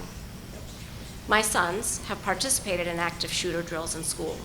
They cannot understand how or why our country's leaders don't take serious steps toward protecting them from mass shootings. How can I soothe their fears about a mass shooting when I share those fears, especially when those fears are based on facts? To date, there have been 372 mass shootings in 2019 in our country. The CDC reports homicide as the 3rd leading cause of death among youth aged 10 to 24 in the United States, almost all of them due to firearms. Trauma surgeons don't all agree on the politics of gun ownership and personal liberties. My own group is a mix of Democrats and Republicans, as is my household. But what we do agree on is that gun violence is a public health epidemic and must be dealt as one.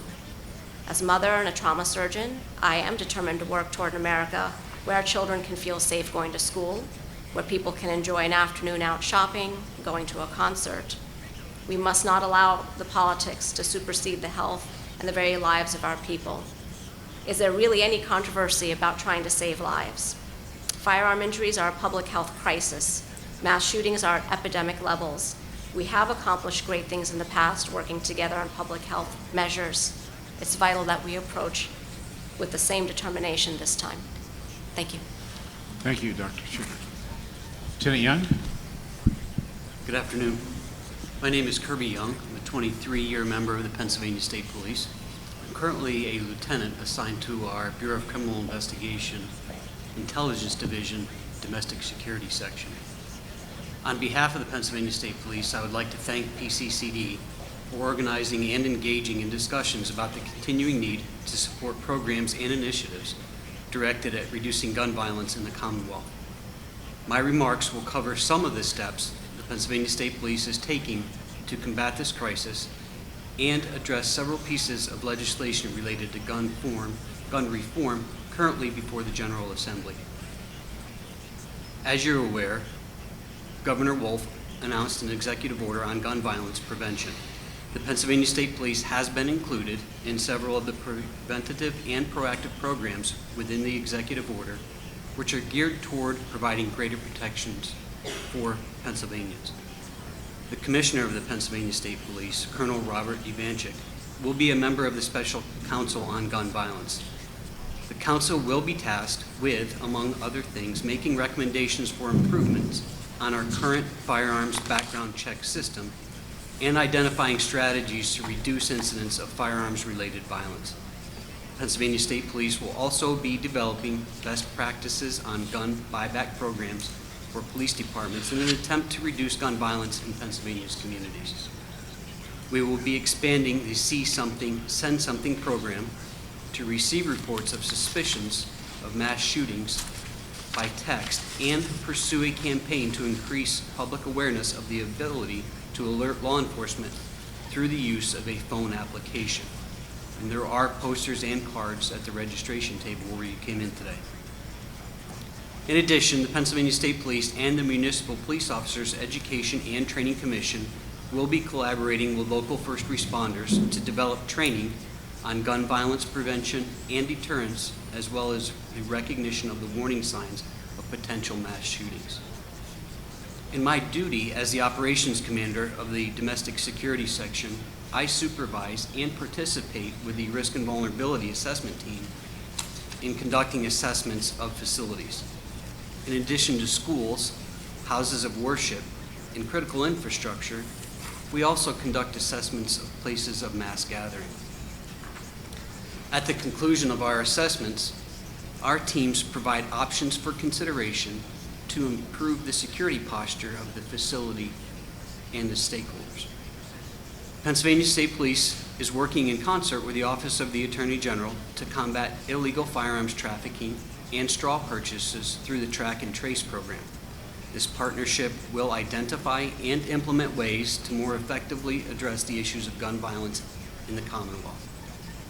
The Pennsylvania Instant Check System, or PICS, which is our firearms background check system, the national media has recognized them as a model gun background check system and includes a web-based application that allows firearms dealers to ensure a gun being transferred is not stolen, as well as the development of an electronic record of sale. This further demonstrates our agency is committed to seeing that our law enforcement partners and licensed firearms dealers in Pennsylvania have the technology and information they need to ensure firearms do not end up in the hands of people who are prohibited from possessing them.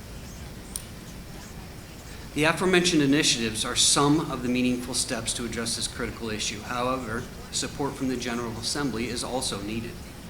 The Pennsylvania State Police is supportive of the concepts of universal background checks to ensure that guns are kept out of the hands of prohibited persons, and those selling them are not unknowingly exposed to criminal and civil liability should a prospective buyer be legally precluded from owning a firearm. Extreme risk protection orders to temporarily remove firearms from individuals who demonstrate an extreme risk of causing harm to themselves or others, and legislation requiring lost and stolen guns to be reported to law enforcement are also concepts supported by the Pennsylvania State Police.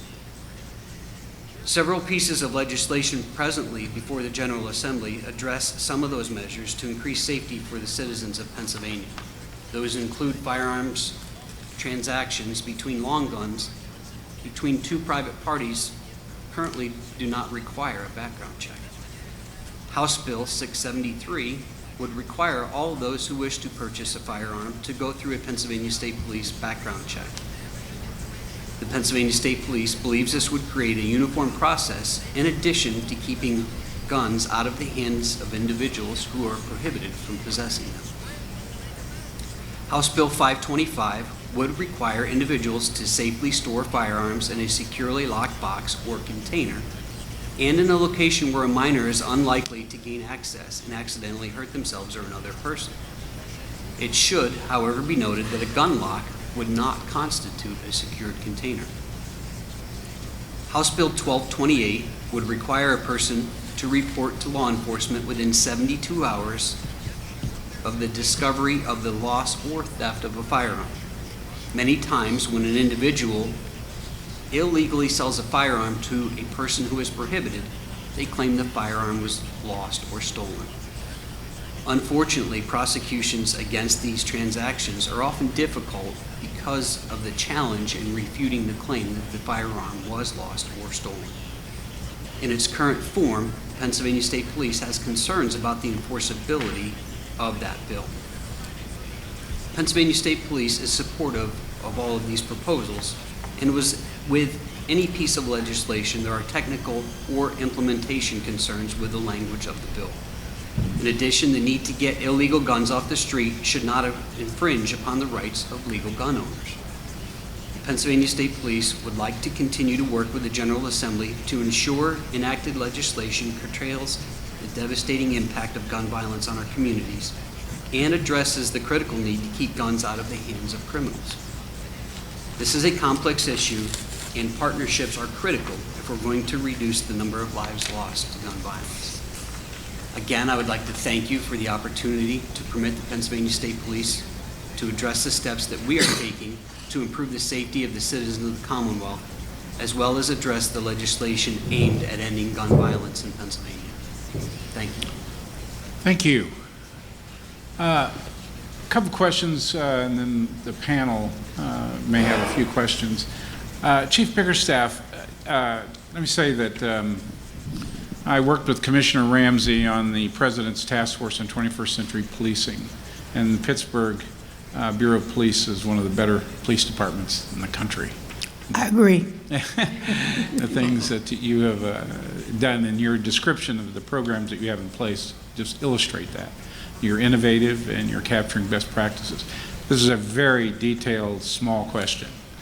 Do you have blueprints of the houses of worship, the schools, so that if, for example, at the synagogue, there's a shooting that takes place, that the officers have a sense of the blueprint or the design of the facility when they enter it?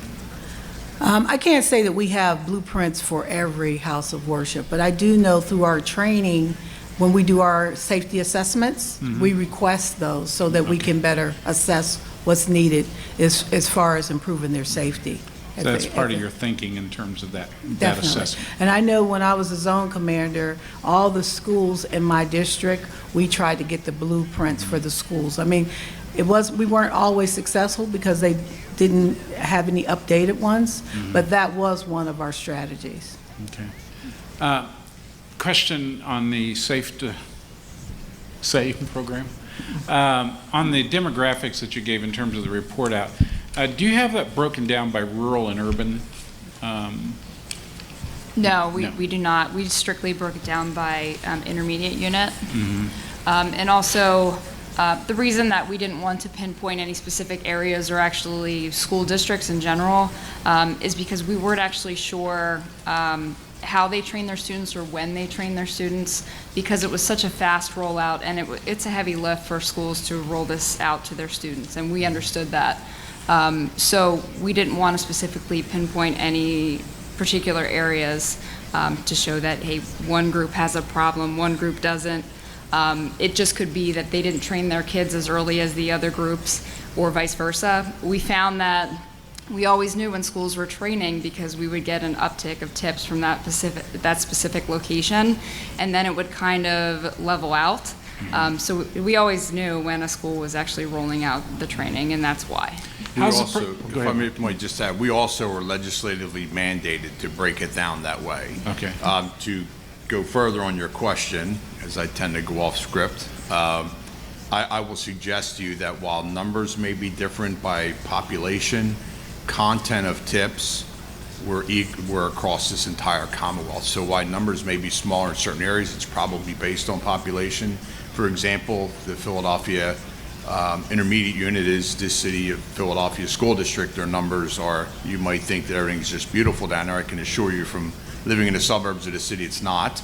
But there was training issues, and we're working through that. So while we were legislatively mandated, I do want to be very clear to you again that what we saw was not a spike in a specific area. It was actually really incredible, not in the greatest of way, but the numbers across this Commonwealth, across the rural areas, the city, the inner cities, the urban areas, pretty equally in terms of content. So following up on that is the breakdown. I'm curious in terms of the tips, because I mean it's a great program. But I'm curious the tips in terms of racial or minority distinctions or diversity in terms of you think that applies across the board? We really haven't looked into that. Yeah. In fact, some of the tipsters actually do not provide that information. It's completely their choice what information they provide. Who funds the program? How's it funded? The legislature. Legislature. Remind me, what's the budget for it? Well, when we started off, we were given a half budget because of a half fiscal year. So the legislature is awesome. And we are now at $1.6 million annually, and that funding does a few things. One, it provides for an operation of a center 24/7 and the employees in the group, but also the outreach and the different literature and hand out things that we do at table events. Yeah. It's going to hopefully increase additionally this coming fiscal year. So if I call, I lived in Shippensburg for a while.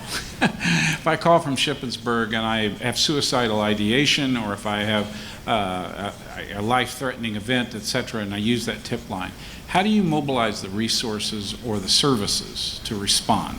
Sure. So every school has a designated team who responds. Okay. And the school can choose whoever's on that team. They can pick anyone, as long as they have access to data of their students. So during a school day, if we do get a tip of such as suicide ideation, that is a life safety event, we automatically call the school team first. They're able to provide us with identifying where that student is as far as if they're in school today, if they're home, and if it is not during a school day, they can give us information as to where that student is. The school team has the information on addresses, parent or guardian information, possibly if they have some sort of custody arrangement where the student might be in a different county for the weekend or with mom during the week. They provide us that information, and then from that, once we gather that information from the school, we know exactly which county to dispatch or which 911 center to call. So Johnny sees that Billy has brought a gun to school, and because he knows of the program, he calls that tip line. What happens? We automatically call the school team and alert them, and we also contact the 911 center for a response.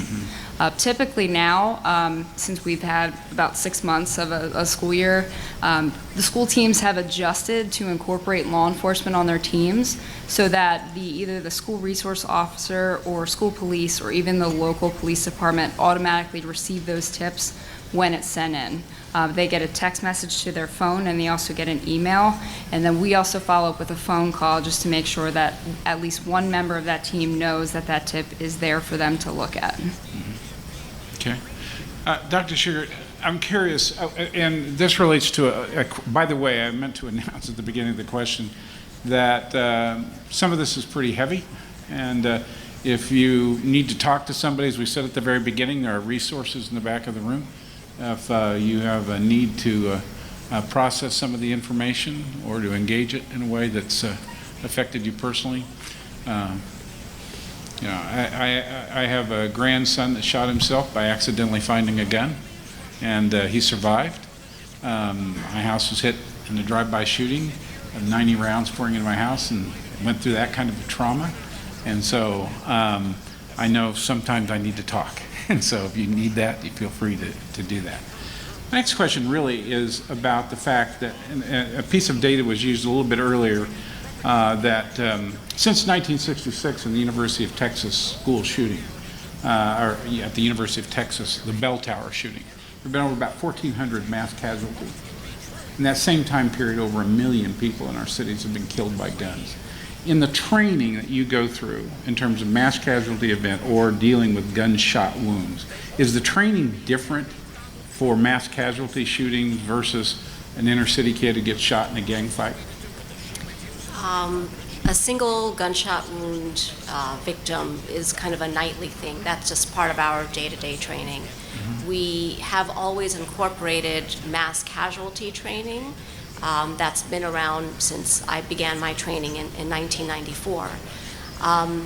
We have ramped up the frequency of those mass casualty training events and simulations, and bringing in different resources. For instance, in the past, we didn't necessarily engage the blood bank in the mass casualty situation, but now we do, and we try to learn, take notes every time and learn from each other. We also talk with trauma centers around the country that have experienced these events, and we learn from each other.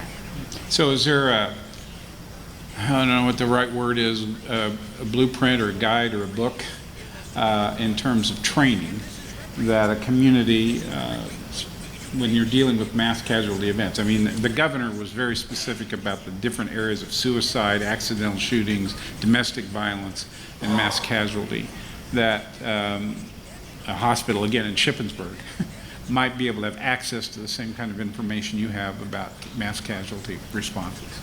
The short answer is no. There's nothing really in writing. What we do have in writing is a loose framework for who needs to be there, who needs to respond when that alert of a mass casualty goes out. So we have improved our system of notification. The right people get that alert that there's a mass casualty about to happen, and when they respond, we are better at placing the people in the right position. So we have the positions marked out, we have the roles of each position marked out, who is supposed to be there, but beyond that, because unfortunately we don't always know what's coming in and how to deal with it will depend on what actually arrives. So other than who shows up and what their specific roles are in the beginning, we don't have anything beyond that.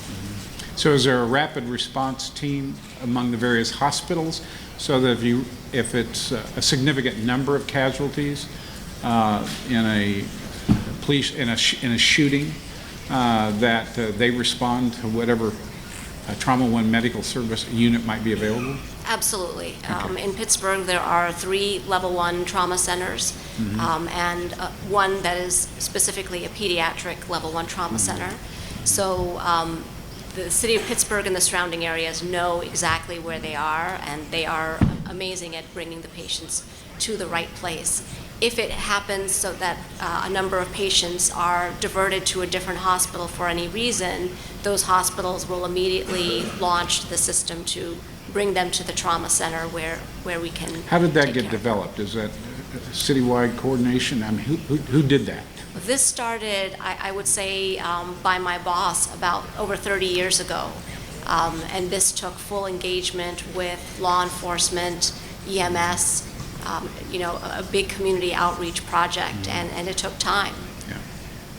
Lieutenant Young, I was curious in terms of the training that you're developing and that you're working with the post in the state or your statewide training center to to develop a curriculum or training for officers who are dealing, how to respond to gun-related events?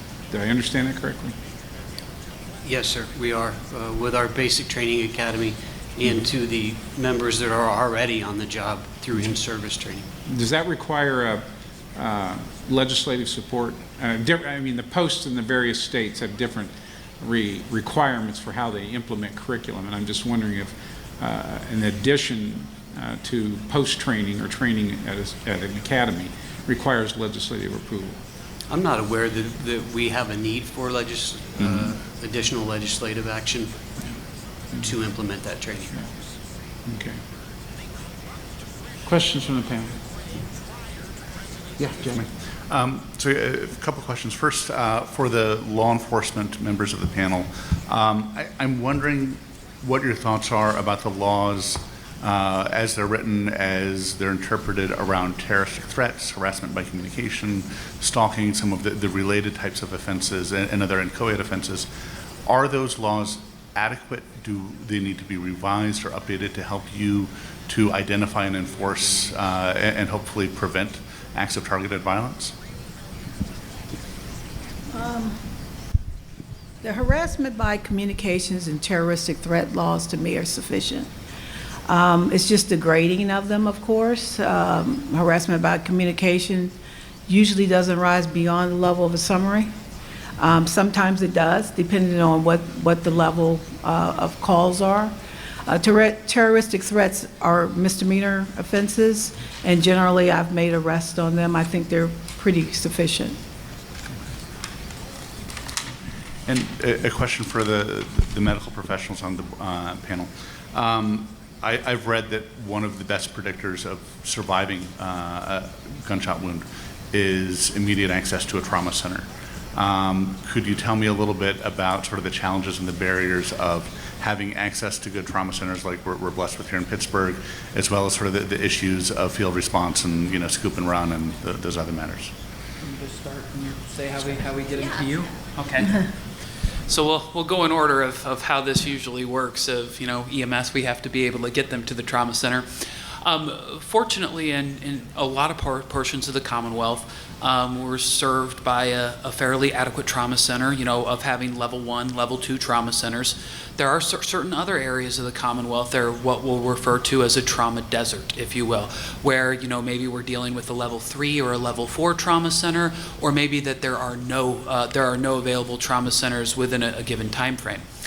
During those instances of, you know, making sure that we get patients to the right facility at the right time, our EMS providers follow destination protocols that are set forth by the Bureau, set forth by the department, and are constructed in working with physicians from across the Commonwealth, in addition to the accrediting organization for trauma centers of PTSF, the Pennsylvania Trauma Foundation. When we do find ourselves in those areas, though, where there is a lack of immediately available trauma care, we'll typically use alternate transportation strategies rather than ground EMS. We'll try to use flight EMS when it's available, or ultimately, based on the risk benefit and based on telephone consults with a physician, you know, we may transport a patient to a level 3 or a level 4 or a community hospital to at least try to get some base level of stabilization, and then activate that system to be able to transfer that patient to the most adequate, the most appropriate facility. But as with so many other things in Pennsylvania, that can look different from county to county, region to region, municipality to municipality, just based on the resources that are available.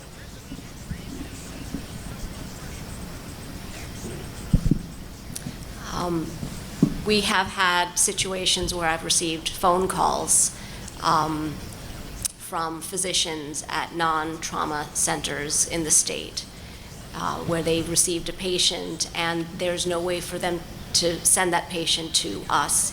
Sometimes it's a blizzard or some other weather-related situation, or it's just not enough time. And I find myself having to give some type of advice. The problem is if there's not even a surgeon at that facility, then there are times that a patient will die. And I've been on 2 phone calls that I can recall off the top of my head where patient literally died while I was on the phone with the physician who was doing everything that he could in his power. Chief Bickerstaff, in the when you respond or your department responds to a shooting, and it appears to be a mass shooting, and the definitions vary, but for the most part, we've adopted what the FBI says is 4 people or more. If it's a domestic shooting and it's been multiple casualties, do you report it as a mass casualty event? As far as the reporting, I'm not 100% sure how they do that, but I know statistically if it's 4, we usually go through of course, UCR. So if that's their requirement, I'm sure our crime analysis department does report that as a mass shooting. At our level, fortunately, because we have a Bureau of Police, we have different entities that handles the reporting. So it's probably, if that is the law to do that, it's probably reported that way. Okay. We just, we do the reports. We have another department that actually reports how the crimes should be sent to the uniform crime reporting, to the FBI. Okay. We had a question from the audience which kind of related to a comment I made earlier, but how should communities in the state work to address the significant racial and ethnic disparities that exist in terms of impact of gun violence? Any thoughts on that in terms of the racial disparities? Well, it's a challenge in the city of Pittsburgh. I'll just put it out there. Yeah. Because the majority of our shooting victims are African-American males. Mm-hmm. We're working, you brought up 21st century policing. We've been working in that initiative since, I want to say 2015, the beginning. Group violence intervention, we have outreach workers, we visit the hospitals, we let the young people know that they're important to us, we want them to stay alive. We want them to stay out of jail. We offer resources. We have really seen a decrease in young people's shootings. Now, I think when we first started this initiative, if you look at when we began till now, we're down close to 40%.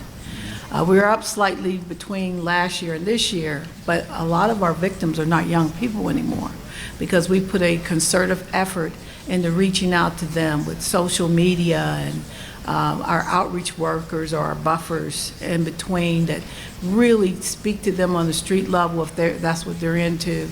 And we have been actually working very diligently with the influential people in their lives, their parents, the coaches, the school teachers, whatever level we can reach them at. We've been trying to do that diligently. So it is a challenge, I'll say, but the opportunity, of course, is the fact that we have been striving to build great relationships with our young people. And that's where it's a police agency, I'll just say, for Pittsburgh Police, that's where we're lacking. We don't have that strong connection with young people, and we're working diligently to develop that. To the Attorney General's office, is there does the media play a role in what you're doing and Safe to Say? Is there any kind of media campaign associated with it? There was for launch. Right now, it's usually reported by events if the local jurisdiction, engages in public dialogue about an arrest or an event. There's some we were notified about coming up here today. We have Safe to Say Week, which was the last week in September. We'll have it again in one of the weeks of September next year. So that is our week, where we're hoping that schools have their kids retrained, their teams retrained, and more of a public awareness campaign. But the media mostly now is either talking about how the system works or how it's been successful and different tips that have come in. And then, of course, false tips always draw media attention as well because it's bad news for communities. But the media has been very understanding of the program. And we are very limited in what we can say to the media, but the local authorities are pretty much free to speak freely. Is there a parental component to it? In Safe to Say, in terms of informing parents that this exists, that how to use it, encouraging their kids to use it, etc. Sure. So we've allowed schools to roll that out to parents. However, whatever worked best for that school. A lot of schools had community nights where they actually brought parents in to see the presentation on Safe to Say. Other schools put the materials on their webpage so that parents can access that and view what their students are learning about the program. And then there's a letter that we've actually provided to school administrators that they could actually send home to parents, which provides the background of the program and how to use it. We also get tips from parents. We get them all the time from parents, either reporting on maybe one of their child's friends or something that they've heard in the community or at a basketball game. So we find that parents and community members use the app as well. Any questions from the panel? Yeah. I just had a quick question about the question about the TIPS program. Do you have any information on kind of the ultimate outcomes of some of these, and in particular, whether some of these end up increasing referrals to juvenile court that might not have occurred otherwise? I mean, some of the early intervention programs are oftentimes moving it away from school responsibility to handle it and moving it to the court's responsibilities to handle it. I just wonder if you had any information on that. Sure. So we actually don't track that information. We allow the schools to track their own information as far as dispositions. We don't require them to report back to us for dispositions. We found that just through them following up with us or the information that they provide in the tip, and I'll go in saying that the school team actually has the ability to communicate through the program with My Crisis Center. So they may provide our analysts with an update as far as what happened with that particular student. And sometimes we get that update, sometimes they work with the police department and we don't get that information. We know that as a result of some of our tips, juveniles were arrested for various things, to include false tips to the system, but we don't track that information through our office specifically. I do want to add, we're not hearing from juvenile probation or the court system, and we typically hear from impacts of this program. And just keep in mind, as we sit here today, this week alone, they're probably going to crest 1,400 tips just in 1 week. So it's a high volume of they're sending that tip out, dealing with the next tip coming in. Yeah, I'm asking more as a researcher, but what do we know about what the eventual outcome might be? Either not only juvenile court outcome, but we make referrals to mental health all the time, and people don't go or don't show up or things don't happen. So I'm just wondering along those lines. That's all. Sure. Thanks. Lieutenant Young, if I could ask this question, I hate to put you on the spot on this one, but I am going to, following up on a comment that Mike made or generated a question. How do you, the list of legislative strategies that you're advancing or that are supported by the Pennsylvania State Police, how are those developed? We have a legislative affairs division within the Pennsylvania State Police that specifically tracks those. And those processes are run through our front office, the commissioner, the Does it deputy. involve the community at all in terms of input? I'm not aware of what specific input they receive, but I can tell you that we do have a legislative affairs section that specifically handles that. Okay. All right. Okay, you get last minute questions? Or? Just when it comes to youth in schools, and this is mostly for the Safe to Say program, what kind of training are you doing with the student population in general? There's some research that shows that students are more likely to make a report if they perceive that the report's going to be handled in a fair and balanced manner, which brings up the whole zero tolerance issue. And you've only been doing it for the first 6 months, but I guess you'll be collecting data as you go along to determine if these reports go up or down, or are you also collecting information on what the student's perception is of the outcomes of their reports? Sure. So with the training that is rolled out to the students, it really pushes to the students that this is theirs. This program is for them specifically. It's not a tool for snitching. It's not a tool to track things. It's not something that, really we're saying it's anonymous, but we can see who it is. We really push that out to students to let them know this is completely anonymous. We do not know who you are at all unless you actually provide us with that information, or if there's other additional steps that we need to take in order to prevent some sort of loss of life or emergency situation. And students feel very comfortable knowing that. During our Safe to Say week, we actually arranged student panels across the state where we actually sat with students to get their feedback on the program. We've heard good things, we've heard some bad things, and we've heard things from students that they would like to see moving forward. And we found that students like the information that we push out, but they actually would prefer that students are the ones pushing out the information to other students. They want to take charge of it, and we've told them it's their app, so they are a group of ambassadors who actually would like to relay that information.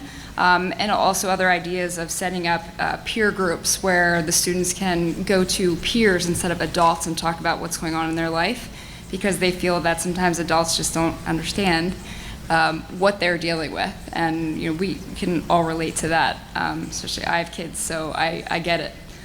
So we found that students are really grasping the idea that this is their app and that they can use it, and they can also provide feedback to us on how we can change it. Does that answer your question? Is this a national program? There are other states that do it. They're not all mandated to participate or have the mandate that Pennsylvania has.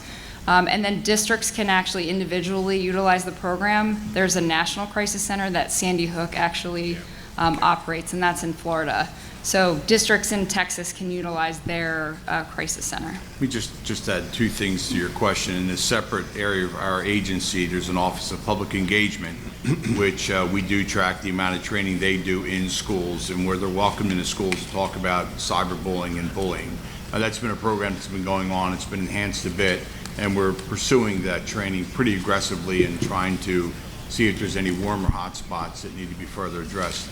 And what Brittany was talking about, in terms of student engagement, during Safe to Say Week, the Attorney General was here in the city of Pittsburgh, or maybe the outskirts, just forget what school, but we had student panels. And what is in such a bad topic that when we talk about this violence, there is good news, and that is students are willing to engage and educate on not only our system, but that the opportunities that exist. They're sitting in front of their administrators in these roundtables, and they're saying, I had a hall pass, an unlimited hall pass, but no one was in the counselor's office.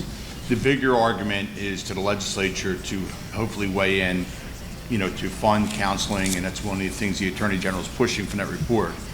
But our students, our children across this Commonwealth are ready to engage on these issues. It's very, very, very heartwarming to hear and see that. Okay. Thank you all for being here today. I want to thank everyone for being here today, and thank you to everyone in the audience for your very thoughtful questions. I want to thank all of our panelists for your time and your testimony, as well as the special council members and guests here today. And thanks again to the University of Pittsburgh for hosting our event. As a reminder, please visit and utilize our online public comment survey at pccd.pa.gov,